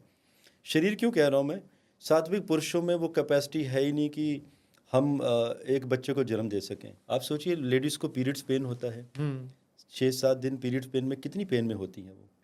ऑफिस जाएंगी, घर में कार्य मालूम भी करेंगी, नहीं पड़ेगा उनको। मालूम भी नहीं पड़ेगा। आपकी बाजू में हमारी कई फ्रेंड्स हैं, दोस्त हैं, ऑफिस में कई एम्प्लॉयज़ हैं, नहीं मालूम चलता है। सात्विक अगर किसी पीरियड का पेन अगर किसी पुरुष को हुआ ना, वो ऑपरेशन टेबल पे मिलेंगे। अरे नहीं, ठीक पर वो परेशान भी दूसरों को करके रखेंगे जब तक उनका मूड खराब है। यस, देखिए बहुत आसान है बोलना कि मर्द को दर्द नहीं होता है। ये मूवी में सही लगता है, एक्चुअल में मर्दों को ही सही में दर्द होता है। मैं अपनी भी बात करूँगा, कई बार मेरी वाइफ ऐसे अचानक बात होती है, वो कहती हैं कि यार मुझे तो 5 दिन से सर में दर्द है। मैं कह, तुमने बताया क्यों नहीं? हाँ। कहती कि नहीं यार, मैं इसमें क्या बताऊँ मैं। लेकिन अगर मैं अपनी बात कहूँ, कभी मुझे 4 वर्ष में कभी एक बार सर में दर्द हो गया तो पूरा घर में सर पे उठा लेता हूँ कि आज प्रशांत कपूर को सर में दर्द हुआ है। आज सबको पता रहे। ये पता होना चाहिए, मतलब मोहल्ले को भी, पड़ोसी को भी पता होना चाहिए कि भाई लाओ डिस्प्रिन लाओ, ये लाओ वो लाओ। Okay. ठीक है, लेकिन महिलाओं को तो ये छोटे मोटे इश्यूज तो मतलब वो मतलब उनको बहुत मतलब पता भी नहीं होता है उन्हें खुद भी। वो एक सीन है, गुड न्यूज़ एक मूवी आई थी जिसमें करीना कपूर अक्षय कुमार के बीच में एक सीन है ये, जिसमें वो लास्ट में फ्रस्ट्रेट हो जाती है करीना कपूर। तब वो कहती है कि हम 9 महीने तक इतने मूड स्विंग्स चलते हैं, इतने हार्मोनल चेंजेस होते हैं, हम मेक श्योर करते हैं कि आपको पता भी ना चले, और इस टाइम पे तुम हमारे साथ नहीं रह सकते, मतलब वो सीन ऐसा था जिसमें Yes. वो इग्नोर कर रहा मैंने था। देखी है मूवी, मैंने हाँ, भी वो। तो वो उसमें जो होता है वो बहुत पावरफुल सीन था। मैं बोला यार ये कितनी सच बात है कि ये हमारे आजू बाजू में एक तो पहले इतना भारी चीज़ पूरे टाइम लेके चलना, और फिर भी अगर पुरुष ने साथ नहीं दिया सही से, तो वो फिर भी सह लेती है और दूसरे को परेशान भी इतना नहीं होता है। और बहुत मानना पड़ेगा, मतलब ये शक्ति है जो संभाल सकती है। तो इसलिए मेरा एक मैसेज है जो व्यूअर्स ये वीडियो देख रहे हैं कि महिलाओं की शक्ति को समझिए। इन्फीरियरिटी कॉम्प्लेक्स आप कर ही नहीं सकते। करना है तो कोशिश कीजिए, सुपीरियरिटी कॉम्प्लेक्स की तरफ जाने की कोशिश कीजिए। उनकी स्ट्रेंथ को समझिए। समझना है तो उनसे ऊपर एक स्टेप आने की कोशिश कीजिए। वो ऑलरेडी आपसे बहुत ऊपर हैं। एब्सोल्युटली। तो लास्ट सेगमेंट ले लेते हैं हमारे आज के कन्वर्सेशन का। वो है, सेकेंड हाफ शुरू हो गया, आज 1 जुलाई है। जी। ट्राई करेंगे 1-2 हफ्ते के अंदर ही अगर ये वीडियो चले जाए, क्योंकि अब जो क्वेश्चन पूछने वाले हैं जी। वो ये है कि अब सेकेंड हाफ बाकी है साल का। आज से सेकेंड हाफ शुरू हो गया ऑफिशियली। ये साल 2024 है, तो न्यूमरोलॉजी और एस्ट्रोलॉजी दोनों में ही शनि का साल भी माना गया है। और शनि का साल मतलब बहुत मेहनत का साल। जी। अब बताइए कि क्या एक्सपेक्ट करना चाहिए नेक्स्ट 6 महीनों में। सात्विक, मैंने हमारे एस्ट्रो कपूर चैनल में डिटेल वीडियो दिया हुआ है कि शनि मंगल जो इस वर्ष राजा और मंत्री बने हैं, ओके। तो ये बहुत ही एक भयानक सिचुएशन है। क्योंकि जैसे आप जानते हैं मैं मंडेन एस्ट्रोलॉजर भी हूँ, और मैंने अभी तक जितनी भी प्रेडिक्शन दी हैं वर्ल्ड वाइड, जैसे कि ये युद्ध हुआ था रशिया यूक्रेन के मध्य, तो ये मैंने अगस्त 2021 में ही प्रेडिक्शन कर दी थी कि फरवरी तीसरे माह 2022 में यूक्रेन रशिया का युद्ध शुरू होगा और ये थर्ड वर्ल्ड वार में कन्वर्ट होगा। अच्छा। और मैं तो ये मानता हूँ कि थर्ड वर्ल्ड वार स्टार्ट हो चुकी है। ओके। फर्स्ट वर्ल्ड वार भी तो ऐसे शुरू हुई थी। कभी पता था किसी को कि एक राजकुमार को मार दिया जाएगा और बाद में क्या होगा, दुनिया दो धड़ों में बट जाएगी। तो वर्ल्ड वार तो शुरू हो चुकी है, लेकिन अभी तक लोग समझ नहीं रहे हैं। ओके। इस वर्ष में जो कॉम्बिनेशन बने हैं, अभी काल योग पक्ष भी शुरू हो चुका है। शनि मंगल का आपस में राजा मंत्री होना, रोहिणी का वास संधि में होना, ये बहुत लंबी टर्म है। अगर हम इस पे डिस्कस करेंगे तो 15 मिनट चले जाएंगे, वो प्लीज भी लीजिए, अच्छे से समझाइए। नहीं। लेकिन ये एक्चुअली टेक्निकल टर्म्स हैं, व्यूअर्स इरिटेट हो जाएंगे, बोर भी हो जाएंगे कि ये हम मैथमेटिक्स कहाँ समझने बैठे हैं यहाँ पर। ओके, तो ठीक है, चलो ये बता दीजिए कि ये जो शनि और मंगल, पहले ये दोस्त थे कि नहीं, कि ये विरुद्ध प्लैनेट है? ये विरुद्ध प्लैनेट है। एंटी है एक दूसरे के साथ। अच्छा।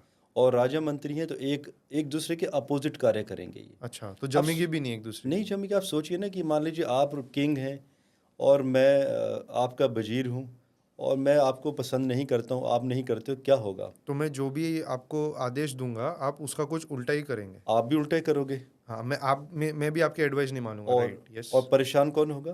प्रकृति, प्रजा, जनता। तो यही तो होने जा रहा है अभी। अब देखिए इस वर्ष अभी 2 नए युद्ध के मोर्चे अभी शुरू होंगे। अब ये जो वर्ल्ड वार की जो मैं बात कर रहा हूँ, जो युद्ध शुरू हुए हैं, जिसमें मैंने हमास और इज़राइल के बीच में जो युद्ध शुरू हुआ है 7 अक्टूबर 2023 सुबह 6 बजे हुआ था ये। इसकी भी भविष्यवाणी मैंने जून 2023 को कर दी थी। अच्छा। जी हाँ, लेकिन मैंने 2 अक्टूबर कहा था, लेकिन वो 7 अक्टूबर को स्टार्ट हुआ था। 5 दिन का डिफरेंस रहा है। देखिए गलतियाँ होती हैं छोटी छोटी मैथमेटिक्स में हमसे भी, लेकिन उसे वैलिडेट कर लिया जाए तो एक्यूरेसी भी रहती है। तो इस वर्ष युद्ध के नए मोर्चे शुरू होंगे। बारिशें बहुत ज़्यादा होने वाली हैं अभी। ओके। और ऐसी वाली बारिशें होंगी कि पृथ्वी जलमग्न होने वाली है। अच्छा। शहरों के शहर पानी में डूब जाएंगे। पहाड़ों के पहाड़ अपना रास्ता बदल लेंगे। उत्तराखंड, हिमाचल प्रदेश, अरुणाचल प्रदेश, जो रास्ते लोगों ने पहले देखे थे वो रास्ते ही वहाँ से गायब होते हुए नज़र आ रहे हैं मुझे। आप देखते जाइएगा, अभी जुलाई अगस्त में जब बरसात आएगी तब क्या होना शुरू होगा। एंड इसके साथ साथ रेगिस्तान में भी बर्फ़ पड़ेगी। वो मैंने प्रेडिक्शन पहले भी दी थी, 2 वर्ष पहले वो हुआ था। या भारत के रेगिस्तान की कि कोई भी पृथ्वी के कोने की बात? पृथ्वी के कोई भी कोने। मैंने कहा था कि दुबई में बर्फ़ पड़ेगी, तो आज से 1 वर्ष पहले पड़ी थी। और अभी तो कुछ आपने जैसे कहा कि शहर डूबेंगे। जी हाँ, दुबई की क्या हालत हुई थी 2-3 महीने पहले? उसके दुबई की जब बारिश की बात की थी हमने कि ये शहर डूबेंगे, तो बल्कि दुबई के बारे में मैंने उससे 15 दिन पहले वीडियो दिया था कि दुबई पानी में डूबेगा, यूएई। अच्छा। और ये वीडियो मेरे एस्ट्रो कपूर चैनल में उपलब्ध है। वहाँ पर एविडेंस के साथ लोग मैच कर सकते हैं न्यूज़ के साथ उन्हें। इनफैक्ट जब टर्की में भूकंप आया था तो उससे मात्र 45 डेज पहले मैंने वीडियो लॉन्च कर दिया था कि टर्की में भूकंप आएगा। मुझे याद भी याद है 6 फेब 2023 को 22 को आया जी हाँ 6 फरवरी 2023 23 ही था। था जी हाँ। तो उस दिन भूकंप आया था, मैंने 45 दिन पहले उसकी प्रेडिक्शन कर दी थी। मुझे लोगों ने बदनाम भी कर दिया है, मेरे दोस्तों ने भी और कई व्यूअर्स ने भी मुझे भूकंप वाला ज्योतिषी कहने लगे हैं आजकल। अच्छा अच्छा, तो अभी ये जो 2 मोर्चे आप कह रहे हैं वॉर के, जी हाँ। तो आपको क्या लग रहा है? क्योंकि आप जब 2 मोर्चे कह रहे हैं तो मेरे दिमाग में क्या आता है, पहले एक इंडिया पाकिस्तान कश्मीर के लिए जी हाँ। और चाइना ताइवान, ये 2 बहुत ज़्यादा हॉट देखिए, लग रहे हैं अभी। चाइना ताइवान का अभी मोर्चा खुलेगा और नॉर्थ कोरिया अभी युद्ध में उतरेगा। अच्छा रही बात भारत की, भारत भी युद्ध में उतरेगा, अभी नहीं उतरेगा भारत, क्योंकि भारत युद्ध नहीं करेगा, भारत युद्ध जीतेगा। अच्छा, तो वो अलग स्टाइल से करेगा कुछ। भारत 26 सितंबर 2025 के बाद जब मंगल की महादशा आएगी, मोदी जी की भी मंगल की महादशा है, राजा भी मंगल, वो कंट्री में भी मंगल। और 2025 कौन सा साल है? 25 ये सितंबर की बात कर रहा हूँ मैं। नहीं, तो 2025 जैसे 2024 शनि का साल है, जी हाँ। तो 2025 मेरे ख्याल से 9 नंबर हो गया, तो वो मंगल हो गया। नहीं, ये तो आपने 9 नंबर की बात की, लेकिन क्या होता है जब हम विक्रमी संवत शुरू होता है तो उसमें हम राजा और हाँ। मंत्री का विचार करते हैं कि वो क्या करने वाले हैं। हम्म। ठीक है। तो अब जैसे आप शनि की भी बात कर रहे थे, तो अभी स्टॉक मार्केट अभी जो बबल बना हुआ है, आज 1 जुलाई है, बस ये क्रैश होने की तैयारी है। ओके। लेकिन अभी मैं उस पर काम कर रहा हूँ, बिकॉज मैं स्टॉक मार्केट एस्ट्रोलॉजर भी हूँ और हर माह मेरा ये वीडियो आता है। अभी जैसे इस माह में 28 जून को जो निफ्टी स्टैंड किया था वो था 24,010, और मैंने 1 जून को प्रेडिक्ट किया था कि 28 जून को निफ्टी स्टैंड करेगा 24,146, और ये 2 बजे किया भी था एग्जैक्टली। ये सारे वीडियो आप लोगों को आपको सात्विक जी मेरे तो चैनल आप में मिलेंगे। एग्जैक्ट नंबर अंक के साथ दे रहे हैं? मेरा निफ्टी का हर माह मैं प्रिडिक्शन देता हूँ डे वाइज कि ओके। किस दिन निफ्टी कहाँ होगा। 95% की एक्यूरेसी है डे ओके। वाइज की बात करूँ। लेकिन अगर मैं निफ्टी स्टैंड होने की बात करूँ तो 98% जो मंथ एंड होता है लेवल, और इस माह में तो 100% रहा है। तो वर्ष में 4 दिन ऐसे भी आते हैं, 4 माह जिसमें 100% एक्यूरेसी होती है, और कई लोगों ने बहुत पैसा कमाया है मेरे वीडियोस देख अच्छा। देख कर। ओके। तो ये वीडियोस हमारे चैनल में अभी हमने थोड़ा सा मेंबर्स के लिए शुरू किए हैं इसी माह से, क्योंकि कई लोग लॉस भी बुक करते हैं, वो गलतियां बहुत करते हैं। नए जो यंगस्टर्स होते हैं, किसी ने कह दिया कि भाई जाओ उस चैनल पे आप देखो और पैसा कमाएंगे, पता नहीं होता है, उन्होंने नया नया अकाउंट खोला, कुछ भी करने बैठेंगे, गलतियां करेंगे और ठीकरा हमारे सर पे फोड़ेंगे। ओके। तो मुझे लगा नहीं, बेटर है कि ये उन लोगों के लिए कर दिया जाए जो सीरियस हैं, और नॉन सीरियस लोगों को हटा दिया जाए। जो मेंबर्स हैं, नॉमिनल सा अमाउंट है, जो पे करेंगे 100-200 रुपये, वही आएंगे उस वीडियो को देखने और अप्रिशिएट भी करेंगे कम से कम, और क्राउड भी कम होता है, क्योंकि लाइव मैं क्वेश्चंस के आंसर भी देता हूँ। 2-2 घंटे सेशन चलता है मेरा उनके अच्छा। साथ। ओके। तो ये तो एक अच्छा हो गया कि मेंबरशिप ज़्यादा महंगी होती नहीं यूट्यूब की, तो वो तो बहुत वो भी, बढ़िया। और बल्कि कोविड टाइम पे जब 2020 था तो मैंने ऐसे पेनी स्टॉक्स भी कई लोगों को बताए थे, क्लाइंट्स को, जो 1 रुपये का था, 58 पैसा, 1.5 रुपये का था, आज 700 रुपये, 800, क्या 1000 बात रुपये। कर रहे हो, बाप रे। नहीं, मैं भी खुद भी खरीदता हूँ, खरीदवाता भी हूँ मैं। अच्छा। तो कई लोगों ने 10-10 लाख स्टॉक्स लिए थे। आप सोचिए 10 लाख शेयर्स आपको 10 लाख में मिल जाएं, और आज उनका एवरेज भाव चल रहा हो 900 रुपये, तो कितना हो गया आज।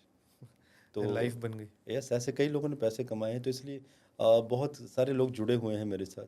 ओके। बट हाँ, मैं कहना चाहूँगा ये प्रीमियम सर्विस हमने इसी माह से शुरू की है, लेकिन ये सिर्फ स्टॉक मार्केट वीडियोस के लिए, बाकियों के लिए नहीं। बाकी सारे वीडियोस मेरे अनपेड हैं, प्रीमियम में नहीं है, क्योंकि मैं नहीं चाहता हूँ कि लोग अपना पैसा गलत तरीके से गंवाएं। एक्चुअली क्या होता है सात्विक, जब 500 लोग स्टॉक मार्केट में कूदते हैं तो एक मेरे जैसा आदमी होता है जो पैसे कमा के बाहर आता है, 499 डूब जाते हैं। और जी हाँ, मैं उन एक में से हूँ जो पैसा कमा के आता हूँ बाहर। 499 लोग पैसे गवाते हैं वहाँ पर। तो स्टॉक मार्केट में उसी को कूदना चाहिए जिसके ग्रहों में दम हो, जिसका पांचवा घर, अष्टम घर, पांचवा घर स्पेकुलेशन का होता है कुंडली में, अष्टम घर हिडन एसेट्स का होता है ओके। जो हमें स्टॉक मार्केट से मिलता है, एकादश घर आपका आय का है, और सेकंड हाउस आपका स्टोरेज का है कि इनकम को स्टोर कैसे करना है। उसका कार्य 10वें घर के साथ कनेक्शन चाहिए, और नवम के किसी नक्षत्र के साथ आपस में इंटरकनेक्शन होगा, तभी आपकी कुंडली में वो योग बनेंगे कि आप स्टॉक मार्केट में पैसा कमा सकते हैं। फिर आप गलतियां नहीं करेंगे। अगर ये कॉम्बिनेशन नहीं बने तो आप पैसा डालते जाएंगे स्टॉक मार्केट में और गंवाते चले जाएंगे, और अपना घर भी बेचने की नौबत आ जाती है कई लोगों की फिर। Okay, so let's get back to that, वो 2025 वाला चीज़, क्योंकि 2024 अगर शनि का साल है तो 2025 किसका साल रहने वाला है? कौन सा मेन, जो आप राजा और मंत्री की बात मैंने कर? इसके ऊपर अभी विश्लेषण नहीं किया ओके, है। तो इसके क्योंकि मुझे वो समझना था, क्योंकि आपने कहा महादशा भी मार्च की शुरू हो रही है और ये योगी जी की भी महादशा मार्च भारत की की शुरू। महादशा हाँ, और मोदी जी की महादशा ऑलरेडी मंगल की शुरू हो चुकी है 2 वर्ष से। अब भारत की भी महादशा आएगी मंगल की, उसके बाद सितंबर 2000 जी हाँ 25 के बाद। और देखिए 10 वर्ष पहले क्या होता था सात्विक, 2014 के पहले हमारे, कोई टेररिस्ट अटैक करता था और हम कुछ करते नहीं थे। यस, हम हाँ, कुछ नहीं करते थे। और मान लीजिए कोई इंटरनेशनली यूएनओ ने कुछ कह दिया भारत के लिए कुछ चुपचाप नहीं, हम सुनते कहते थे हाँ ठीक है सर, कोई ठीक है जी, हम नहीं करेंगे जी, हम ओके जी ओके। आज क्या होता है, उल्टा है पूरा। रविशंकर जी हमारे जेम्स बॉन्ड क्या बोल के आते हैं आज? हाँ हाँ जी, आज इंडिया नहीं बोलते हैं, भारत बोला जाता है। भारत बोलते हैं। और आपने देखा होगा, मैंने भी इंडिया को सिर्फ मैंने लोगों को बताने के लिए कि इंडिया को बेटर है कि सभी लोग अब भारत बोलना शुरू कर दें, क्योंकि अब हमारे राजनीतिज्ञों ने भी भारत बोलना शुरू किया। यही है हमारा नाम। अंग्रेज़ों के दिए हुए नाम पर हमें नहीं चलना चाहिए। हमें जब भारत बोलते हैं तो वो हमें एहसास होना चाहिए। बल्कि मैं जब लोगों से रूबरू होता हूँ तो मैं वंदे मातरम कहता हूँ सबको। मैं नमस्कार हेलो हाय नहीं कहता किसी को। कोई हेलो कहता है, मैं वंदे मातरम कहता हूँ। मैं कहीं कहीं पे भी होता हूँ, मैं जय हिंद कहता हूँ। आप मेरे कोई वीडियो देखेंगे वो वंदे मातरम से शुरू होते हैं, अच्छा, because I feel no this is our nation. ये नारा है हमारा देश का, हमें यहीं से शुरू करना चाहिए। ठीक है, हम वीडियो भी एंड आप ये हम वंदे मातरम भारत माँ के नारे से ही करेंगे बाद में डेफिनेटली। क्लोज। ठीक है, तो बात चली थी मंगल की। देखिए अब जो वक्त आ रहा है मंगल का, अब हम सात्विक अब नहीं सुनेंगे हम किसी की। तो एक्सपेक्ट क्या करना चाहिए इंडिया, मतलब भारत को? अब भारत फाइनेंशियल कैपिटल बनने की राह पर है। ओके, भारत सुपर पावर बनेगा 2031 में। यूएसए आज क्या कहता है कि हम लीड कर रहे हैं पूरी दुनिया को? जी नहीं। जब बड़े बड़े डिसीजन लिए जाएंगे 2000, टाइम शुरू हो जाएगा हो चुका 2025 है। के बाद, हो भी चुका है। और 2031 का जो वर्ष होगा जब बड़े डिसीजन लिए जाएंगे, भारत के डिसीजन के बिना स्टैंप नहीं लगेगी। ये भारत बनने वाला है। We are going to be the financial capital. बहुत पैसा होने वाला है। और जी हाँ, अभी तक हम झेलते आए हैं। हम, ये बात अलग है कि 10 वर्षों से हमने सर्जिकल स्ट्राइक भी की है, घर में घुसकर ठोकना भी शुरू किया है हम लोगों ने। ठीक है, कई पाकिस्तान के लोग भी सुन रहे हैं मेरी बातें, तो कई मुझे धमकियां भी आती हैं, कुछ क्रिमिनल्स की भी आती है, आतंकवादी संगठनों की। तो मैं खुल के बोलता हूँ, देखिए जब गोली लिखी होगी मेरे लिए, तो जब मारेगा कोई तो मार ही देगा, तो उससे बच नहीं सकते। डरना तो चाहिए नहीं आपको। तो देखिए जब हमारे भारतीय सैनिक जब घुस के मार रहे हैं, सर्जिकल स्ट्राइक कर रहे हैं, वो भी क्या हो रहा है कि जब हमारे ऊपर अटैक किया जा रहा है तो हम घुस के मार रहे हैं। यही तो हुआ था ना 26 फरवरी 2019 को, हमारे फाइटर प्लेन जब घुसे थे, किस तरह से 300 आतंकवादियों को तबाह किया था। ये ट्रेलर था ये। अब जब मंगल की महादशा जब भारत की आएगी सात्विक, तो भारत खुद पंगे लेगा। हम खुद बोलेंगे कि हाँ अब हम खुद बढ़ के लड़ाई करेंगे। पहले क्या होता था, कोई लड़ता था तो हम प्रोटेक्शन के लिए हम आगे बढ़ते थे, और जब हम लाहौर में पहुंच जाते थे तो हमारे क्या कहते थे, हमारे पॉलिटिशियन नहीं वापस आ जाते हैं, और सही नहीं हुआ ये। अब नहीं ऐसा होगा। अब जहाँ तक हम घुसेंगे ना वही भारत होगा अभी। ओके, ठीक है, और रही बात पीओके की, अब युद्ध नहीं करेंगे हम। अब नहीं आ पाएगा। अब निर्णायक युद्ध होगा, कुछ घंटों का ही चलेगा। अच्छा, सैनिक शहीद नहीं चाहिए सात्विक हमें। मैं भी ये कहता था कि नहीं मोदी जी आएंगे तो युद्ध करेंगे, और मुझे अच्छी लगी बात उनकी। और देखिए वो कहते हैं ना, सही वक्त पे सही चीज़ों को करना। सात्विक क्या चाहते हैं हम कि हमारा कोई सैनिक शहीद हो जाए? नो, युद्ध में नहीं चाहिए हमें कोई भी शहीद। हम चाहते हैं कि जब भी हमारे सैनिक करें, स्ट्रैटेजिकल फाइट होनी चाहिए, युद्ध होना चाहिए, और 6 घंटे के बाद न्यूज़ आए कि आज पीओके को हमने अंदर ले लिया है, झंडा फहरा दिया है। यस, ये चाहिए, ऐसा युद्ध होगा। और ये 2025 सितंबर के बाद देखते जाइएगा क्या होगा। चलो बहुत जल्दी वेट करो फिर तो ये टाइम का, क्योंकि मंगल की महादशा राजा और देश दोनों की चालू हो जाएगी। यस, बिल्कुल। तो फिर तो अब उसके बाद मोदी जी का भी सॉरी योगी जी का भी अभी नंबर आने वाला है। अच्छा, योगी जी सत्ता संभालेंगे। अब वो कैसे योगी जी की क्या दशा चलने वाली योगी जी की दशा भी केतु में शुक्र की आने वाली है। है? ओके, और उनका आर्द्रा नक्षत्र कुछ बहुत कुछ कहने वाला है अभी। मैं सोचता हूँ इसको हम बाद में अलग से कवर करेंगे कि डेफिनेटली। योगी जी सत्ता कब संभालेंगे और मोदी जी उनको ट्रांसफर कैसे देंगे और क्या मोदी जी राष्ट्रपति बनेंगे। अच्छा, इसके ऊपर एक डिटेल्ड सेशन मैं सोच रहा हूँ कि एक पूरा टॉपिक अलग से एक आपके साथ लिया जाए, क्योंकि मैं नक्षत्रों की गणना और मेरी पुरानी केस स्टडी बताऊंगा जो मैंने पिछले 90 वर्षों की रिसर्च है मेरी। ओके, क्योंकि देखिए जब केस स्टडी आप लेते हो, हिट एंड ट्रायल करते हो, गलतियां होती हैं, तभी तो आप कॉन्फिडेंट होते हो कि अब क्या होने वाला है, अब योगी जी सत्ता कैसे संभालने वाले हैं। किसी और का तो नाम नहीं लिया ना मैंने, योगी जी का ही लिया। और आज नहीं लिया मैंने, 6 वर्ष पहले इसके ऊपर मैंने वीडियो बनाया था 2020 में।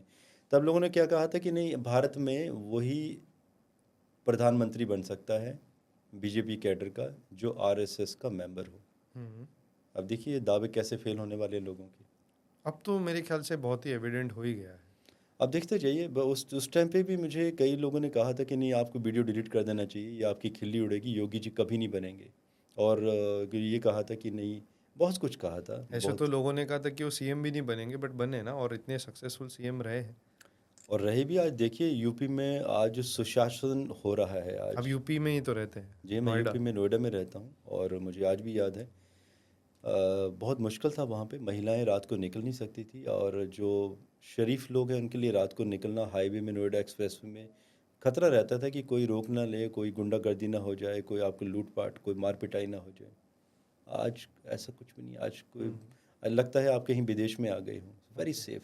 क्योंकि जब मैं दिल्ली से वो बॉर्डर पार होता है तो एक आई थिंक एक अंबेडकर जी का गार्डन है, जी हाँ, बिल्कुल। तो वो घुसते हैं, तो जैसे ही मैं घुसे तो एक थोड़ा ट्रैफिक था, आई थिंक वीकेंड था तो लोग आते उधर घूमने, तो ट्रैफिक था। जैसे ही पार हुआ खुला तो ड्राइवर ने कहा कुछ, क्योंकि उनसे थोड़ी सी बातें हो रही थी पॉलिटिक्स के ऊपर, तो उन्होंने कहा कि सर आप देख रहे हैं यही वो एरिया है जहाँ पे इनकी गुंडागर्दी चलती थी सपा के समय, और जो भी पहले बसपा सपा। तो उन्होंने कहा कि जब से योगी जी आए हैं इनको टाइम लगा स्टार्टिंग में, पर इन्होंने लॉ ऑर्डर ऐसा कर दिया, अब देखो कुछ प्रॉब्लम भी नहीं है, आप किधर भी घूमो कैसे भी घूमो, कोई आपको कुछ बोलेगा नहीं। बल्कि आपको 1.5 वर्ष, दो वर्ष पुरानी आपको यूट्यूब में वीडियो मिल जाएंगे।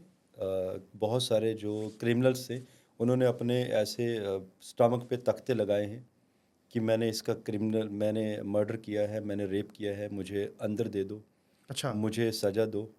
ठीक है, और वो भी जेलों में लाइन में लगे हैं। अब देखिए मैं खुल के नहीं बोलना चाहता हूँ कि क्यों लगे हैं लाइन में। ठीक है, तो अब तो योगी जी ने तो यही भी कहना शुरू कर दिया है कि जो गलत लोग हैं वो सुधर जाए, वरना पाताल में भी जगह नहीं दी जाएगी। क्योंकि शायद मैंने ये सुना था आप जो कह रहे हैं कि इतने एनकाउंटर हो रहे थे कि लोग अपने आप को खुद अरेस्ट करवा के जेल में सुरक्षित पा रहे थे। एग्जैक्टली। ठीक है सर, तो मुझे लगता है काफ़ी अच्छी लंबी चर्चा हो चुकी है। आज हमारा थोड़ा फोकस मेडिकल के ऊपर था, जी। लास्ट में हमने थोड़ी सी हमारे देश के बारे में और थोड़ी मोदी जी के बारे में और हल्की सी योगी जी के बारे में भी बात हो गई। और आपने मुझे दे दिया है नेक्स्ट चैप्टर, जो नेक्स्ट हम करेंगे एपिसोड आपके साथ, तो क्या बात करनी है। तो मैं तो बहुत एक्साइटेड हूँ, I look forward to meeting you again soon. बाकी साध्वी जी आपके बारे में भी कुछ कुछ कहना चाहूँगा मैं। प्लीज़। हम पहली बार मिले हैं आज, हाँ जी। लेकिन होता ना कि आपने मुझे बड़ा कंफर्टेबल करवाया, बहुत इजीली कंफर्टेबल करवा दिया आपने आते ही। And one thing I want to say about you that you are very spiritual person, very intelligent and the person with lot of wisdom. आपकी आइज़ बहुत इंटेलिजेंट है आपकी। अच्छा, आपको मेरी आंखों से पता चल रहा है? जी हाँ। ओके, देखिए आंखें जो होती हैं ना वो इंसान का चेहरा होती हैं। ओके। तो मैं कहना चाहूँगा आप बहुत इंटेलिजेंट हैं। मैंने एक दो वीडियो देखे भी थे, मुझे भेजे गए थे किसी के द्वारा, और आज हम मिले भी हैं। तो मैं बेस्ट बेस्ट विशेस बोलना चाहूँगा आपको। बहुत अच्छा काम कर रहे हैं आप, एंड बहुत गॉड बहुत ब्लेस यू। हनुमान जी कृपा करें आपके ऊपर। ऐसे ही आपके आशीर्वाद बनी रहे। हनुमान जी मेरे कुल देवता भी हैं। और मेरे इष्ट देव हैं हनुमान जी। क्या बात है। जी हाँ। तो चलो, इस तरीके से एक दूसरा नाता भी है जी हमारे हाँ, बीच। बिल्कुल। और धर्मराज के आगे हैं दोस्त पीछे, जी हाँ, बिल्कुल, भव्य जी। आवाज़ आ गई है। हाँ जी। जी हाँ, तो मेरे ख्याल से बजर दे दिया उन्होंने कि अब चलो बंद करो। बिल्कुल। सो आपने कहा था हम कुछ बोल यस। के बंद करेंगे। सो दोस्तों, आई होप आपको हमारा और सात्विक जी का डिस्कशन बेस के हो, बिकॉज उनको बोलना चाहिए लेकिन मैं बोल रहा हूँ। तो आज के लिए आई थिंक क्लोज मैं ही कर दूँ सात्विक हाँ जी। जी। तो दोस्तों, भारत माता की जय, जय हिंद, वंदे मातरम। वंदे मातरम। बहुत बहुत धन्यवाद। Thank you so much.